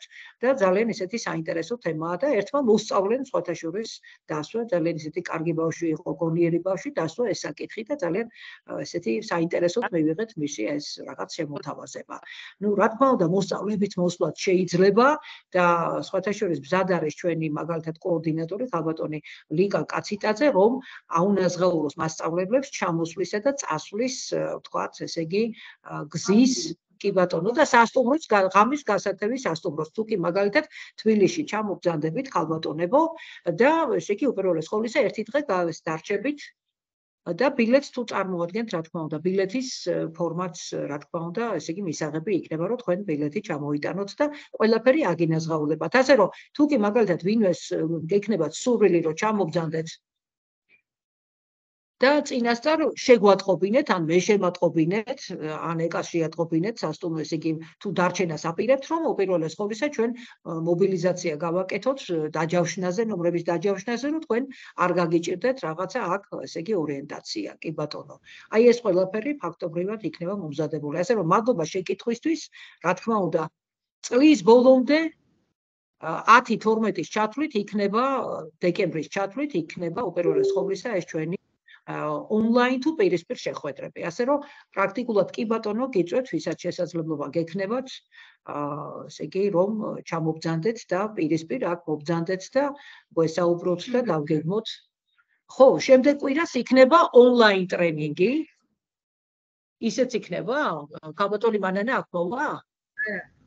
არა, სახლიდან მანანა ვიცი. მანანა იქნება ონლაინ, შემდეგ კვირას ფაქტობრივად იქნება მანანა ონლაინ, ხოლო იმის შემდეგ უკვე ჩვენ ტრენინგებს ჩავატარებთ უკვე აქ მაშინ DVV-ის ოფისში და აქედან ცოცხლად შეგიძლიათ ქალბატონი მანანა იქნება მანანა შეყულაძის მერე კიდევ რომელიც აქ მობრძანდება და აქ ცოცხლად ჩაატარებს თევზაძე იცით ყველა ქალბატონი მანანა თევზაძე და მანანა თევზაძე ჩაატარებს უკვე DVV-ის ოფისში და შეგიძლიათ მობრძანდეთ. ასე რომ წინასწარ მაგალითად გაითვალისწინეთ ეს ყველაფერი აი იაიწევს ხელს ქალბატონოია გისმენთ?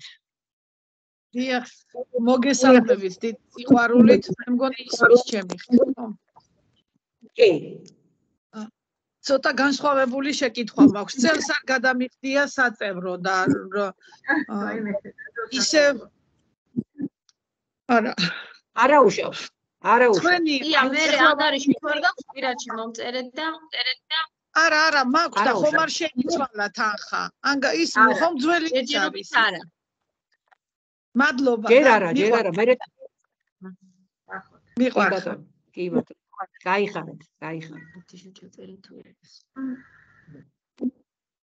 ჩაწერა გათიშეთ. მაკა იწევს ხელს. მაკა გისმენთ მაკა. მოგესალმებით კიდევ ერთხელ ისმის ხო ჩემი ხმა? კი ბატონო. კი, ასაკი მაინტერესებს ალბათ მე-11 კლასი ბავშვები. კი ბატონო, გეთანხმებით, ესე იგი უპირველეს ყოვლისა ეს ცოტა რთული დავალებაა, ასე ვთქვათ. რთული საკითხია, პროპაგანდა, ისტორიაზე დაფუძნებული პროპაგანდა და რა თქმა უნდა, უპირველეს ყოვლისა ეს იქნება ესე იგი მე-11, მე-11, მე-12 კლასებისთვის განსაზღვრული, მე-10-დან. და რა თქმა უნდა, სტუდენტები ჩაერთვებიან ამაში, თქვენ წარმოიდგინეთ, რომ გვაყოლება ორი ჯგუფი, ჩვენ უკვე გავედით სტუდენტებზე, რამე თუ ეს გამოცდილება ჩვენ ვისწავლეთ უკრაინელებისაგან, მათ ყავთ და მოლდოველებისაგანაც, მათ ყავთ ჩართული მაღალი კლასის მოსწავლეები და სტუდენტები, პირველი, მეორე კურსის სტუდენტებიც და რა თქმა უნდა, ეს ვთქვათ, ესე იგი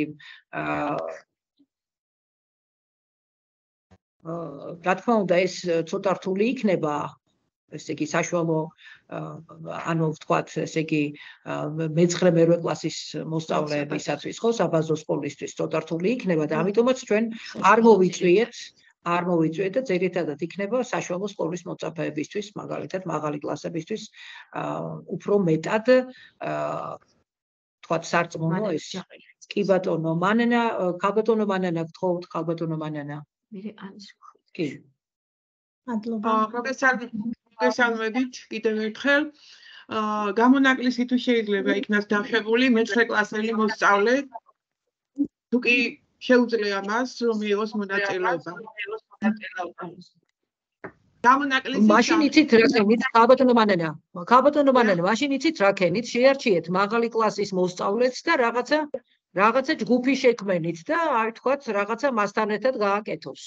იმიტომ რომ ნუ ახლა ჩვენ ესეთნაირად გვაქვს დაანონსებული და ცოტა არ იყოს მე გაუჭირდება უკვე ჟიურის მუშაობა, იცით, კრიტერიუმების თვალსაზრისით, რომ რომელ ასაკობრივ ჯგუფს მიაკუთვნოს მას იგი. ცოტა არ იყოს რთული იქნება და მაშინ ჯგუფი შექმენით 2-3 მოსწავლისაგან და ეს პიროვნებაც ეს ბავშვი შეიყვანეთ ამ ჯგუფში. საქმე იმაშია რომ მე არ ამყავს მე-11 კლასი და მე-12-დან კიდე ნუ ვერ მიიღებენ მონაწილეობას და მყავს მე-9 კლასში მოსწავლე რომელიც ნამდვილად შეძლებს არ ვიცი რა ვიცი კი ბატონო არა ქალბატონო მანანა იცით რაშია საქმე თქვენ შეგიძლიათ შეუამხანაგდეთ თქვენს კოლეგას ისტორიკოს რომელიც თქვენივე სკოლაში ასწავლის და რაღაცა ერთი კი ბატონო, ან სამოქალაქო განათლების პედაგოგ შეუამხანაგდით და ესე იგი ერთი ჯგუფი შექმენით მოსწავლებისგან. არ მგონია რომ ანუარი გითხრათ.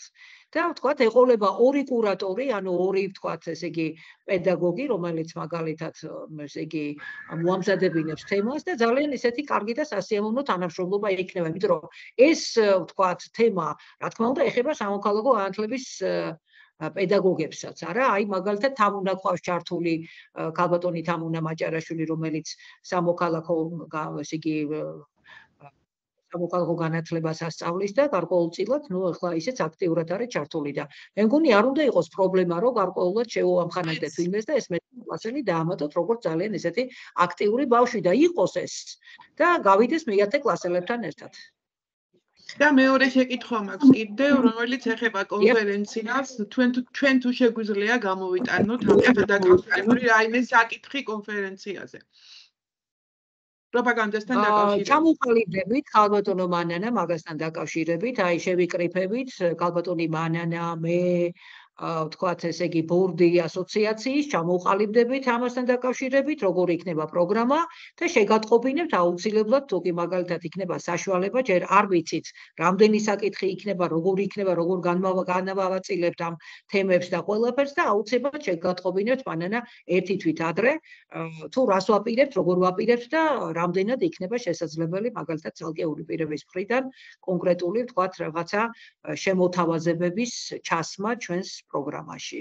კი ბატონო, ამასაც შეგატყობინებთ აუცილებლად. მე მგონი რომ არ იქნება პრობლემა და ვნახოთ. მადლობთ. ანი სუხიტაშვილი, კი ბატონო გესმენთ. შეიძლება.